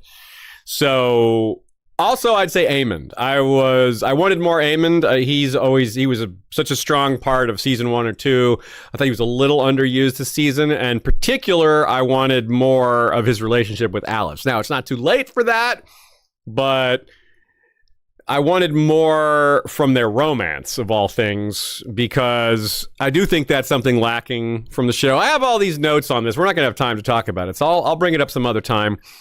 But my point is on this discussion topic is to connect how much love of all kinds. I'm not just talking about romantic love. I'm talking about familial love. I'm talking about parental love, just various things, for good friends, any of these things that House of the Dragon / Dance of the Dragons doesn't have as much of as A Song of Ice and Fire or even Dunk and Egg. Because, of course, Dunk and Egg, the core of it is the relationship between Dunk and Egg, and their friendship / connection is very strong. It's the center of so much of it. So yeah, I think that maybe they could have the show could use a little more of that. But in lieu of my full thoughts on that, I'll just leave it there for now, and we'll come back to that some other time. But it is a great topic. That thanks to Mad King is what made me think about it more, because it did such a good job of that. It's really been on my mind. Yeah, I agree. I just want to say regarding that, I feel that there's a lot of kind of shallow or false loves in House of the Dragon. You know, it's unrequited, or it's requited but not enough. You know what I mean? Like there's obsessions and different types of love that are not mirrored and reciprocated, not even just romantically but familially, you know? Yeah, and I think that's part of why Gwaine was so powerful this season, and why Viserys was so powerful season 1, because everyone loved Viserys. Despite all his flaws, everyone loved him. Even like Alicent, who had a lot of reasons to dislike him. What's that? I'd say he loved everyone. And he loved everyone. Yes, that's true. Which was he was an emotional center that they really lost. It is interesting to think about, and I haven't fully thought this out. It seems like you have a lot of thoughts on it, but I do kind of want to say that I'm not sure how much, because as you're talking about it, I'm like, yeah, you're kind of right, but I'm not sure how much it's a failing of the writing of the book or show as a failing of the people, the structure of this era, right? It's all arranged marriages. It's all forbidden loves. It's all like, there just isn't a lot of room for it in these people's lives. Well, yeah, I'd say that's sort of true, but with the Targaryens especially, but it still happens. Like Daemon could be in love with someone who's not a Targaryen. Rhaenyra almost had that with Mysaria, for example. That didn't turn into a loving relationship, but it was headed in that direction. It was a possibility. Baela and Jace, they didn't really love each other. They could have. That's something that they could have added to the show. They loved each other. Well, I mean that they didn't have some deep, burning passion romance. I think they had familial love. They were raised as siblings, and I think they saw each other as family. Yeah, I agree. Yeah, they saw his mother. You're right. They had more of a familial relationship than a romantic relationship, and they had a dutiful relationship, which I think is, like Daemon and Rhaenyra. Their connection is more about being united in a central purpose. Like they don't have this deep, burning passion for each other. Right, I don't think that's, or if they did, it's something in the past. So anyway, here I said I was gonna save it, and here we are going off on it. But it's a good topic. It's something to tease. Rhaenyra did more so than Daemon early on. Early on, yes, but it's not as much a part of it because the prophecy and these other things have taken its place, understandably. But like if you look back on A Song of Ice and Fire, it's like, well, that still was a central thing for Rhaegar and Lyanna, like the love and their for each other. Ned and Lyanna, Robert and Lyanna. Like you said, sometimes it's unrequited, but that still can be very powerful. Jacob Franks says, how hard is it to sidebar feelings for the book when watching the show? Can I say something on this? It's hard for me when I feel like it's perfect for television and I feel like it's a miss. It's easier when I see why it would have been tricky to do. Yes, do you know what I mean? I agree. I have a much bigger tolerance than I used to. The exercise of going through so many different shows, not just Game of Thrones adaptations, but I mentioned before, like The Witcher or Foundation or Wheel of Time I didn't mention, but that's a worthy one to mention. You name so many big fantasy adaptations, and most of them are just highly flawed, or the fandom hated it. Ones that actually do pretty well or are well regarded as adaptations are kind of rare. So that has just caused me over the years to lower my expectations. And so that's what enables me to have opinions like, well, I think it's not a very good adaptation, but I still think it's a really good show. I really enjoy it. I think it's really well made for a variety of reasons. But comparing it to the book, I'm like, yeah, it doesn't really hew to the book that much. It changes quite a lot. And I don't think it's healthy to just expect things to be like the book all the time. And I definitely don't think it's a good idea to think that if it's not like the book, it can't be good. I think that's just not very fair. It's also just not very pragmatic. You're gonna just dislike a lot of things if you go into it that way. I've thought about this forever, like long before Game of Thrones came out. I had this idea in my mind. Is it good? That's what I care about. Is this good or not? And in the past, I thought more in terms of like when a movie would be based on a true story, like a real person or whatever. And sometimes I'd be frustrated that they weren't being thorough or accurate about how they're portraying it. And it's easier said than done, I realize, but I still try to ask myself, is it good? Sure, this didn't happen in real life and this based on a true story thing, but was this movie good? What if I didn't know that true story? Would I have appreciated that? And I do also, sometimes it bothers me because I think someone who doesn't know the true story is going to watch this movie or show and think that's the real thing, and they're wrong, and I don't like that happening, and that bugs me even if I think it is good. And I can imagine people who read the book, you're worried about what other people watching the show are like, oh, they don't know what really happened. I know those things irk you or me, right? But I think it's at least valuable, if not important, to separate that and think, is this good or not? And even though a lot of times I don't have the preconceived notions from the books, and I watch this and I think it's as good, but also sometimes I'm like, this part is bad. I'm not, blindly faithful, right? I still am analyzing and recognizing faults. And that makes your perspective really valuable to us. You're not bound by that at all. And I think that is something that is definitely a form of bias, whether that doesn't mean it's bad, but it definitely has a huge impact on someone's opinion. I think more than it not being accurate to the books, things that have irked me are just shorter seasons. I think that's the thing that grates on me more than anything at all, where I'm just like, man, imagine what this could be if it was a full 10 episode season. And why? Yeah, and it's a successful show. Yeah. It does so well. Like, why cut it short? Like, especially because they cut it short after an extremely successful season 1. Like, why are they now cutting it shorter after it does so well? Like, what's the problem here? So yeah, that is frustrating. I agree. And no, you don't blame the writers for that. It's the show is the show. Whether the writers made it that way, whether HBO made it that way, or both, it is what it is. Jacob Franks also gives a shout out to Ashea for sifting through the picks during every episode here. Incredible dexterity. Yes, let's give you an 18 dexterity on the D&D scale for your video picture sifting. Yes. Well, can I say a round of applause for Ashea? Yes, Ashea is the best. Clap, clap, clap. The finest thing I ever did for our TV streams was realizing I could make a different Google Photos account, upload all of the stills and screenshots I have, tag all the faces, and then I can just search Alice Rivers and I can find Alice Rivers, and it's so useful. So and the great side effect of that is we'll have Google Photos will do that suggestion where it's trying to have you remember things from the past. It's look at these photos from 3 years ago.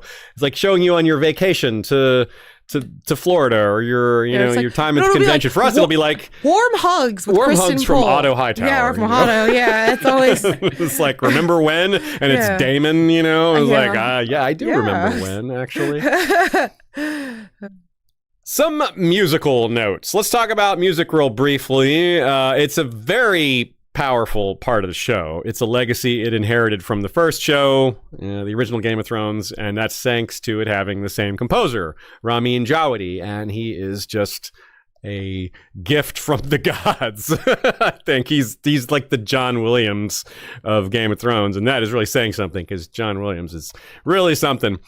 He says in his own words that the Targaryen theme used in House of the Dragon is the most similar to what was used in the original show, Game of Thrones.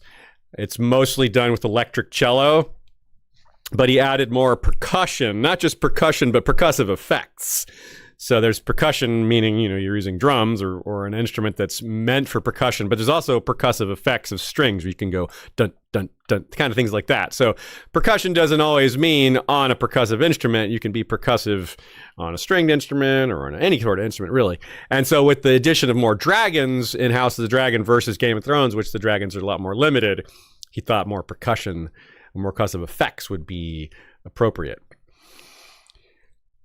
Also, for Rhaenyra, as such a central character, there's multiple themes for her. One is more of a pure melody, which we heard more of earlier in the season, and one is more for conflict and war, which we heard more of in the latter half of the season. So as Rhaenyra's character transformed, the music transformed with her and showed that transformation, and it was really strong. I think that's another thing that if you ever binge the show, it's something to really pay attention to, because it's easier to catch those differences if you're watching the episodes back to back. When it's spaced out over weeks or even years, you can really miss that connective tissue between the musical themes, which are quite strong. It's kind of like the outfits, the armor, and the costumes. There's a lot more going on than you may realize. You just be aware that there's a lot going on there. If you ever dive into it, you'll be rewarded with how much depth there is. For the Hightower themes, the consistency there was about violin and cello rather than electric cello, more of the traditional analog cello, with some other strings backing it. And there's supposed to be a sense of purity. Whether it's earned or not is, a side question, but it's meant to sound pure because that's how the Hightowers try to present themselves. You must be pure. You must be pure. Dennis insists on purity must smell above all. good. Yeah. Yes. And with Ormond in particular, he had a theme, and it was meant to be both powerful, but also plotting. There's supposed to be a sense of what's he going to do next. And again, that was in Ramin's own words. With the Velaryons, it was supposed to be more of a horn effect, a flute effect, which was supposed to make us think of seashells, which once you hear that, it really works. You're like, oh yeah. And there's more drums because that's very nautical themed. You have the drums beating out a tempo for the rowers, and the waves are very rhythmic. Sort of that's a thing that's already happening in the background or backdrop of a aquatic setting.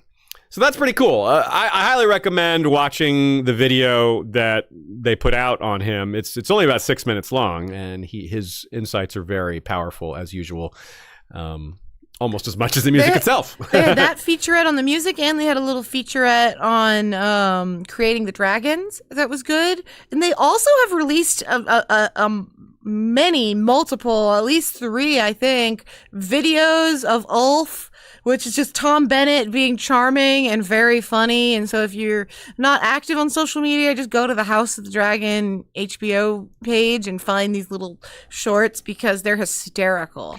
Ulf didn't finish in the top group for our voting on actors, but Tom Bennett absolutely would finish if we had done such a thing on social media presence. He would probably be number 1.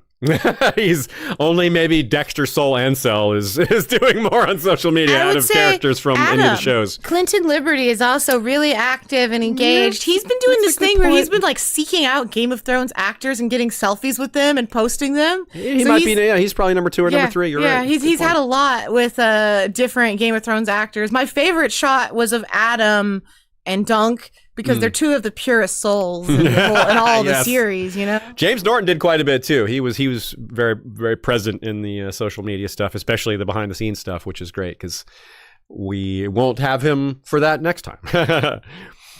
Let's discuss our highest hopes for next season and frame that around what we think is coming based on how things were left. So actually, let me run through a few things that are left up in the air, and we can use that as a jumping off point for what we're hoping for.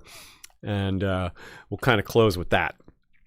Obviously, Tumbleton was left very much up in the air. The town is burning in several places, active fires. 3 large dragons are airborne, with a smaller one concealed indoors, so quite a lot can happen there. 2 of them don't even have their riders, so that's also an added element of potential chaos there.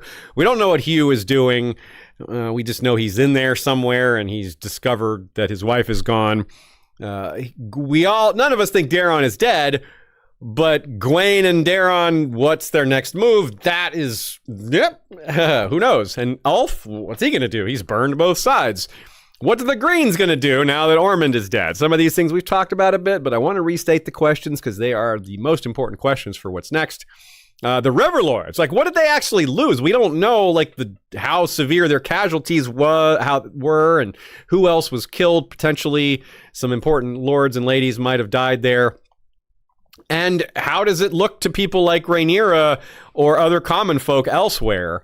How does the battle come off? Does it make her look bad? Does it make her look like she killed a bunch of children? Who takes the fall for that? Do both sides look bad?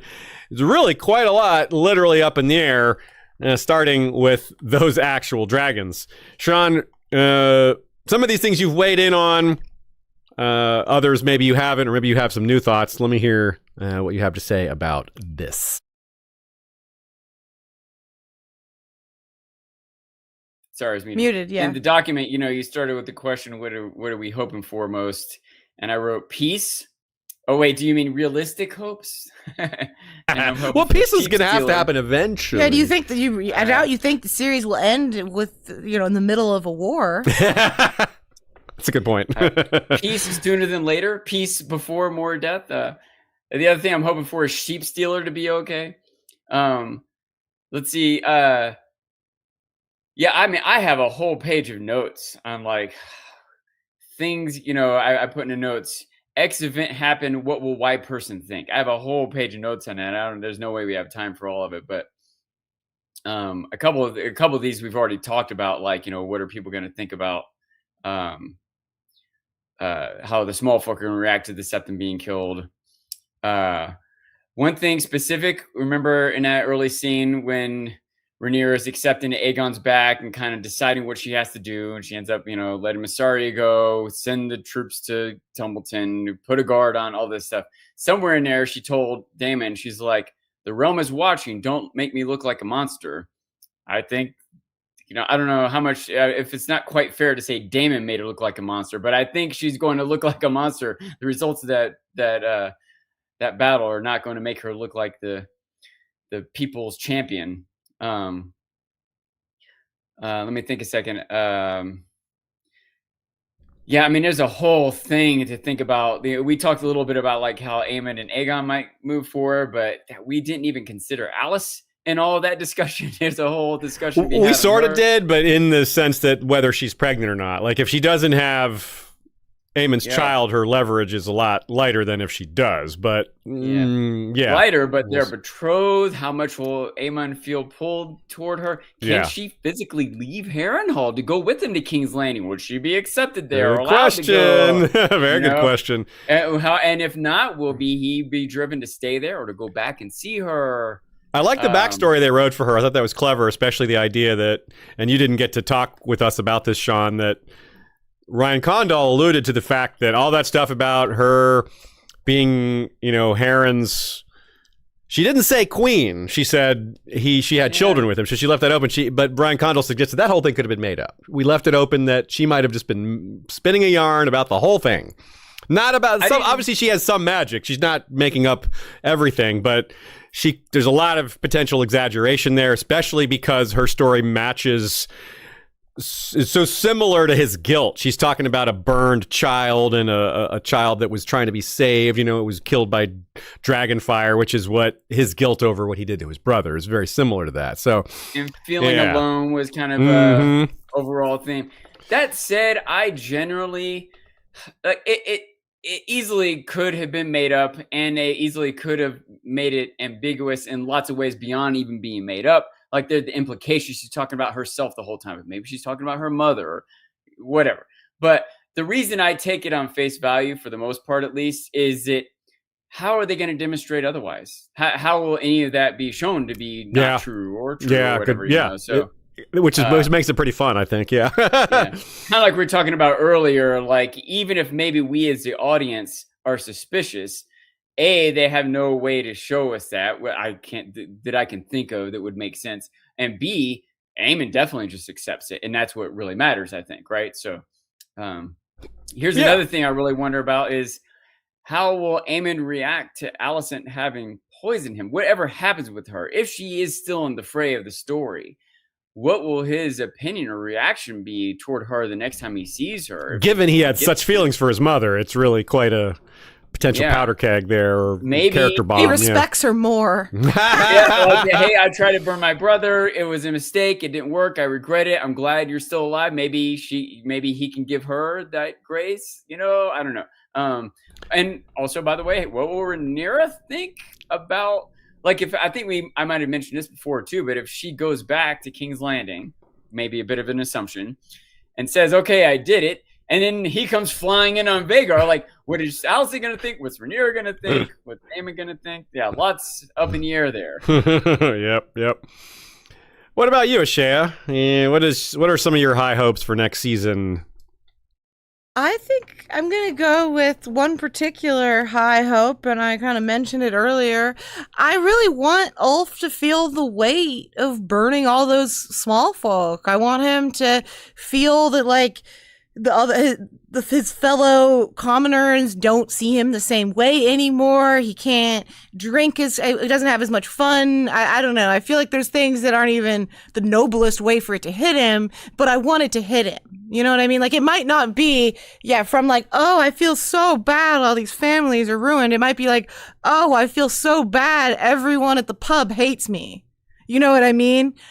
Which is not like... Which is a vehicle for that, how that could happen. He might realize he's... Yeah, he's so like, that's my high hopes, is for it to not just be like, okay, he's evil, he's all in, he's gonna rape women, he's gonna do this or that. I don't want it to have that drastic of a slide. It shouldn't be a complete spiral. There should be some humanity to it. A struggle, maybe. Maybe he can't handle it, but he tries to, something like that. And I guess I'm hoping to see,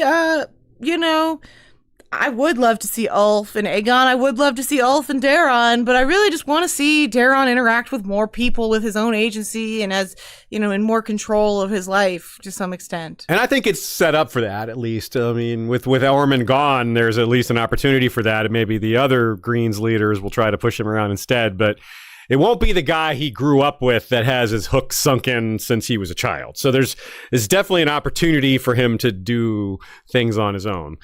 I've already said I wanted more Aemond. I said I thought he was a little underused. I didn't think it was bad writing. I just wanted more of him, and I did hope for more of a development with the relationship between Aemond and Alice. It was sort of left in a way that he's dedicated to her, but the way that he just kind of decided to go off with Aegon shows that maybe he wasn't as devoted as I thought, but it's not certain. I didn't see it as him deciding to go off. I'm sorry? I didn't see it as him just deciding to go off right there, for what it's worth.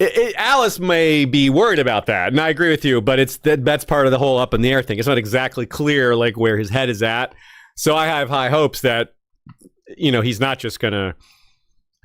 I have high hope for that conflict, that he is going to have that decision to make, maybe between Aegon and Alice and maybe other factors as well. Yeah, I'm picturing, like, okay, the next beat after this, Aegon and Aemond. Alice walks out, and Aemond goes, meet Alice, my betrothed. And Aegon goes, oh, are you sleeping with bastards? Like he's with common, like he says some zinger about it, right? Yeah. Does Aemond feel protective, defensive over his own pride? Does he let her get insulted? Because I think Aegon would insult her if they met. Probably. Well, they did sort of meet. They just didn't have a chance to converse. She was just standing there going, Aemond, he can't fly. His dragon isn't here. She didn't really, you're right. They didn't.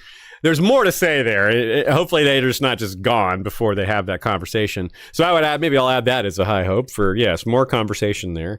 And I want more Gwaine. Gwaine was a revelation. He was a really important character. He did so much for the show. He made the Greens more likable, which is really hard to do. It's not very present in the book. There's not a lot of likable characters on either side.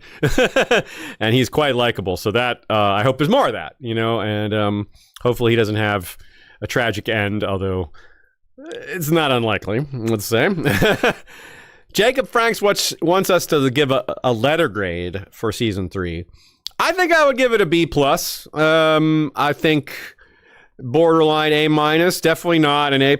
Nothing. I might give Night of the Seven Kingdoms season 1 an A+. That might be the template. But I also acknowledge that it's easier to do. Like, it's not, not easy by any means, no way. But the challenges are lesser. The source material is easier to adapt. It's a smaller cast, smaller location, smaller scale, everything. But it is sort of a template for what I would say that is right now the best, both show on its own and execution of the source material. Both those things, Night of the Seven Kingdoms is the template. This is just a much harder show to make. So I still give it a very high grade. B+, A- probably. I'm going to go B+ too. I was thinking B+, in that range. And I agree. I don't know that I give any show an A+. Yeah, A+ is really hard to give. But I might just say A. It's kind of uncharted territory. Night of the Seven Kingdoms is my favorite of the 3 television shows we've had. It's kind of unfair because I'm just a big comedy fan, so I love the comedy. I'm a big fan of the small folk of it all. So it's just kind of like, well, of course I'm going to like that show more. And it's also just very well done and has the source material, as you said. Yeah. As you could imagine, when I met Ira Parker, I just blathered on for a second about how much it was my favorite of all the shows. So hopefully he appreciated that, because it really is. It truly is. I just adore what he's done. Yeah. She was gushing. It was great. Yeah, I was like, okay, I gotta shut up now and talk. Because then I was like, I gotta be gushing about the play we just saw, not about the show you make. And we pivoted quickly to talk about the Mad King play. That's right. And I reined it in. But so yeah, you asked about House of the Dragon, and we talked about Night of the Seven Kingdoms and the play. Well, but yeah, still, it was good to make those comparisons. Yeah, what do you think, Sean? Yeah, Sean, what's your rating? Does it rise above B+ for you? Is it an A territory? It's still in that B+ area. One, keep in mind, I'm a harsh critic and give things like it's great on a parabola. There's probably only 2 or 3 shows I would give an A+ to, and maybe a dozen or 20 I would give an A to, and this is the tier down from them. So, A-, like on a scale of 1 to 10, I would give this a strong 8. So that, that I guess is a B+. But I don't want to be negative, because this is really, really good. I really like it a lot. And another factor I consider when ranking is recommendability. And for that reason, I'm with you that I put A Night of the Seven Kingdoms higher, because it's just so much easier. If I recommend a show to someone, I'm like, hey, spend 30 hours watching this thing. If I recommend Dunk and Egg, I'm like, hey, spend 3 hours watching this thing. It's more approachable. You know what I mean? Yeah, I mean, the episode 1 of House of the Dragon, let's be honest, it has a very gnarly delivery death scene, whereas like Night of the Seven Kingdoms has a poop. That's not so bad by comparison. That is what I've started doing. Is when a lot of people ask me, because it's my job to cover this, they say, "Oh, I talk to someone like a hairstylist or something. They go, oh, I haven't watched that series. Maybe I should start." And now I've started saying, you should look up A Night of the Seven Kingdoms and start there and see how that does you. I feel like it's an easier suggestion. If they get into the world, then they can go to House of the Dragon, they can go to the Game of Thrones, they can go wherever from there. And I think it's a good setup. I agree. It's a wonderful totally entry point. Yeah. You're totally right. Yeah.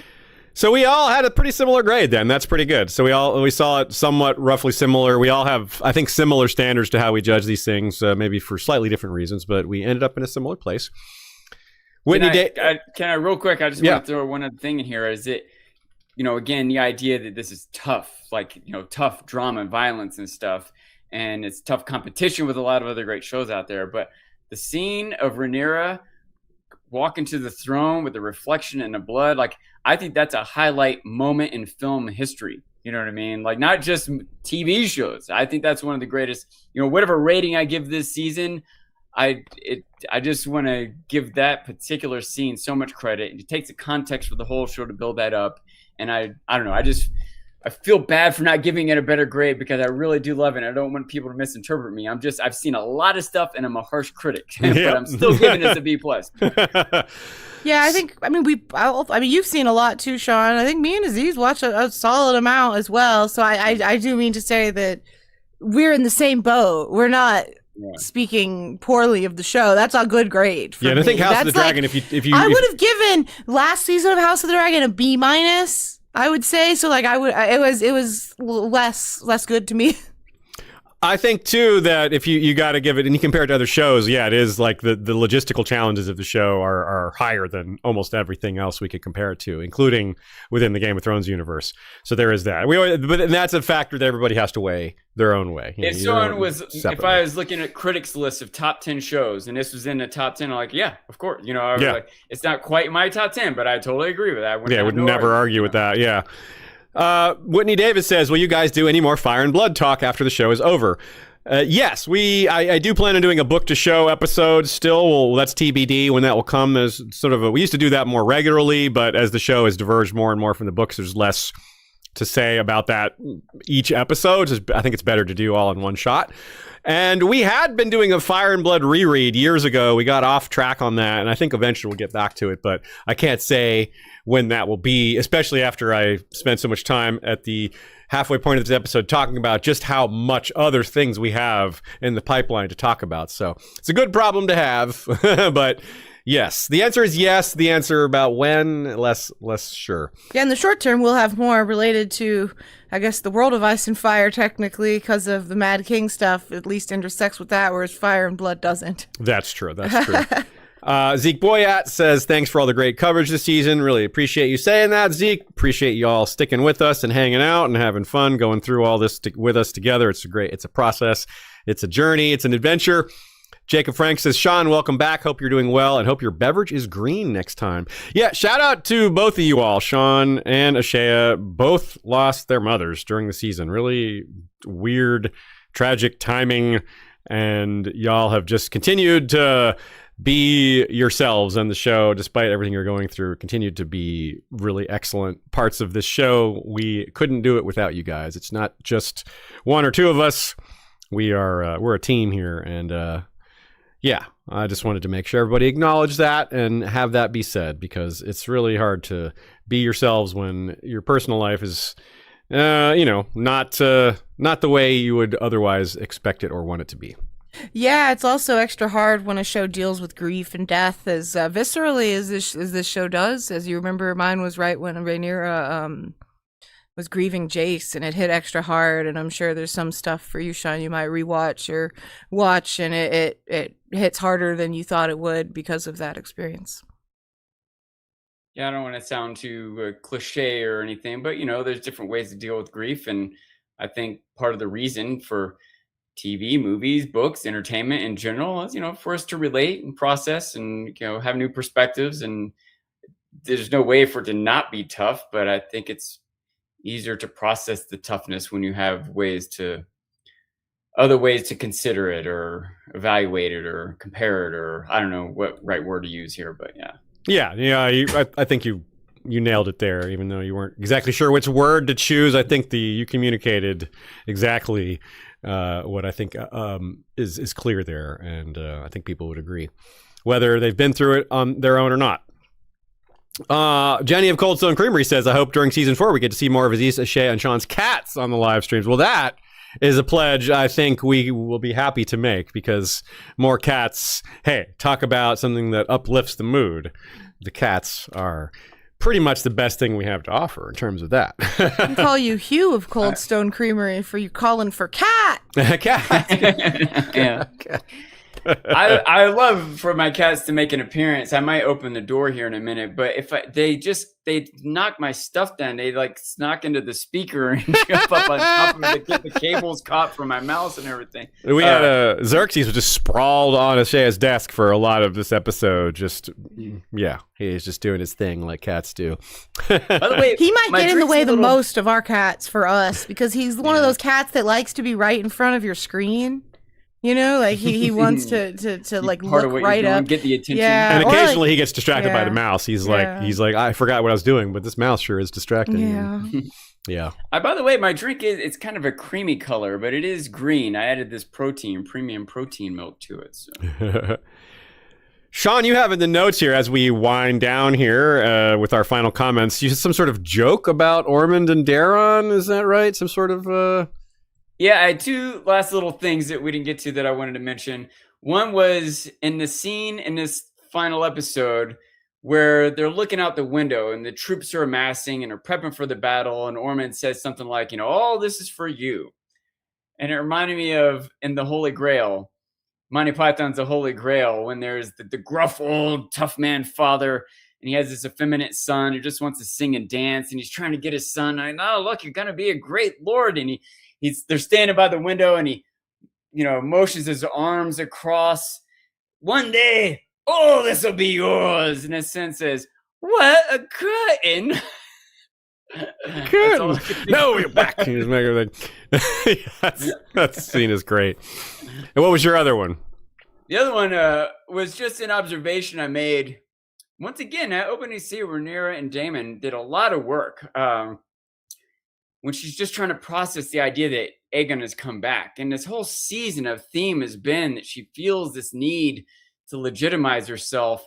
At first, to the public, but then seemingly to herself. She's like telling Helena, tell me I'm right. Tell me I'm the one. What is your vision of the future?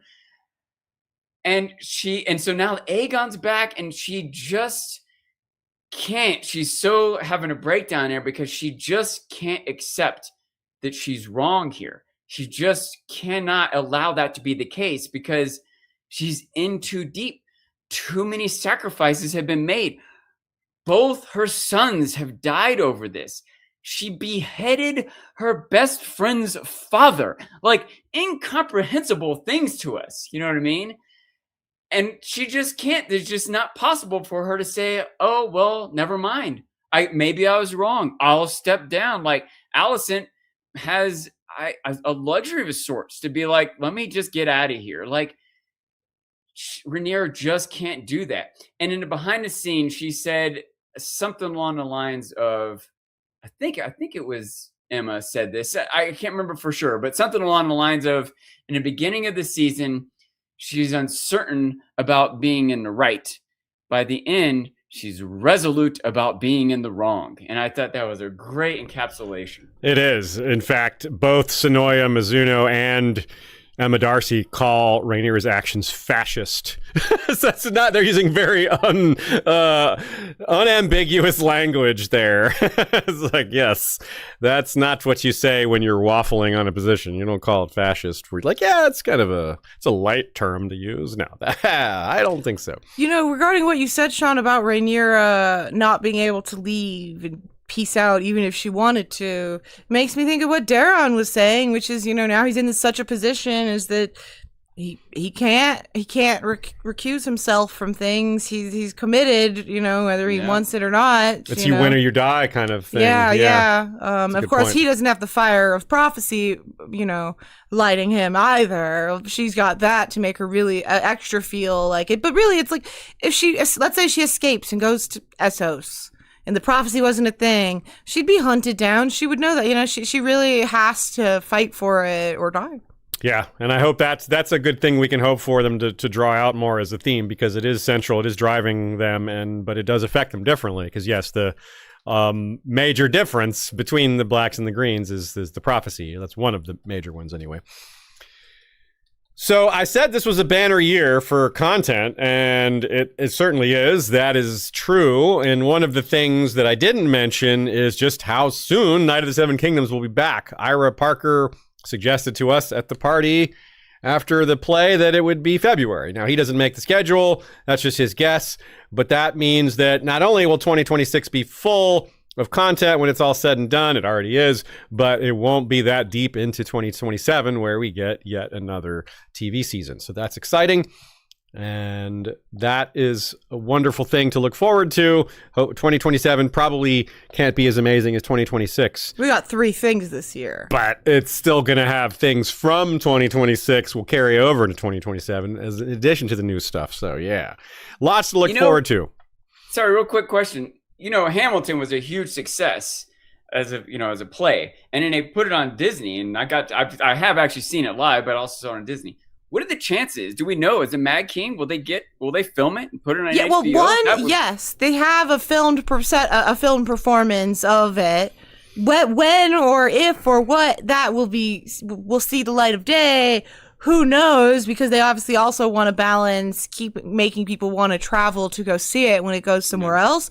They're recording this version in Stratford with this cast, but I don't know that I think it will be posted for anyone to see anytime soon, let alone before it's changed to a new cast, new location. You know what I mean? It's got a lot of logistical difficulties that most plays don't have. Like, they did a lot to make, like, there's just more going on with the stage, with the throne, with the weirwood tree, with the horses. There's just surprising amount that they do on a stage, and that unfortunately also makes it logistically difficult. It's never going to tour. It would never be a touring play. But never say never. But it might be the kind of thing where they have it in New York or LA and people can travel to it, and it's there for several months, like a Las Vegas residency type thing. I think it would be several years at somewhere, more like how Harry Potter and the Cursed Child that or makes some sense. of these Where they places just rotate out different performers. Yeah, exactly. They have a building and they have different performers, and that's why I say it won't be the main cast eventually, etc. And we're all very optimistic about this because it was so good. Like, it was awesome. It was fantastic, not just because we're fans, but like it was an achievement for a theater production, in addition to it being really well written, very faithful it fits canon, almost all of it, and yeah, we can't wait to talk about it more. So yeah, let's leave it there, but let's also do our final bits of wrap up. For example, the trivia question. The trivia question was, Matt Smith has been in 25 episodes. Emma D'Arcy and Steve Toussaint have been in 21. Which other 3 actors, not characters, have been in 21 episodes? Fabian Frankel is one of them. He won't be in anymore unless there's a flashback or something. It doesn't seem very likely that we'll have Kristen Cole flashbacks, but it is possible. But so he's probably frozen at 21, which means Emma... Unless we get those flashbacks. yeah, right. Emma and Steve will continue to add on, and the other 2... Sonoya Mizuno, surprisingly, maybe surprisingly, is one of them. She's been in 21 episodes, and she's still going, so she'll be in at least 22. Probably more than that. And the last one, the most difficult to guess, Kurt Ejiwan, Maester Orwyle. He's been in 21 episodes. A little sneaky one got in there. Orwyle, most people probably would have guessed Alicent, but she's only been in 20. People did. Partly because of the switch of actors. And people guessed Jefferson Hall because you made it clear you were like character. You were like actors, not characters. He's been in 17, so it was a lot, and he's counting as well, but not 21. My mind went a different direction. I realized it when you said actors, not characters, is because of the time jump they did. Yeah. But I was thinking, wait, is it Caraxes? I was thinking of dragons. Caraxes has been in as many episodes as Daemon, I suppose. I'm guessing Caraxes is the dragon that's been in the most episodes. Probably, yeah. Right? Probably, Has yeah. to be. It might have been Vhagar before the season, but Vhagar was... Vhagar, Sean, we found out why Vhagar wasn't in as many episodes this season.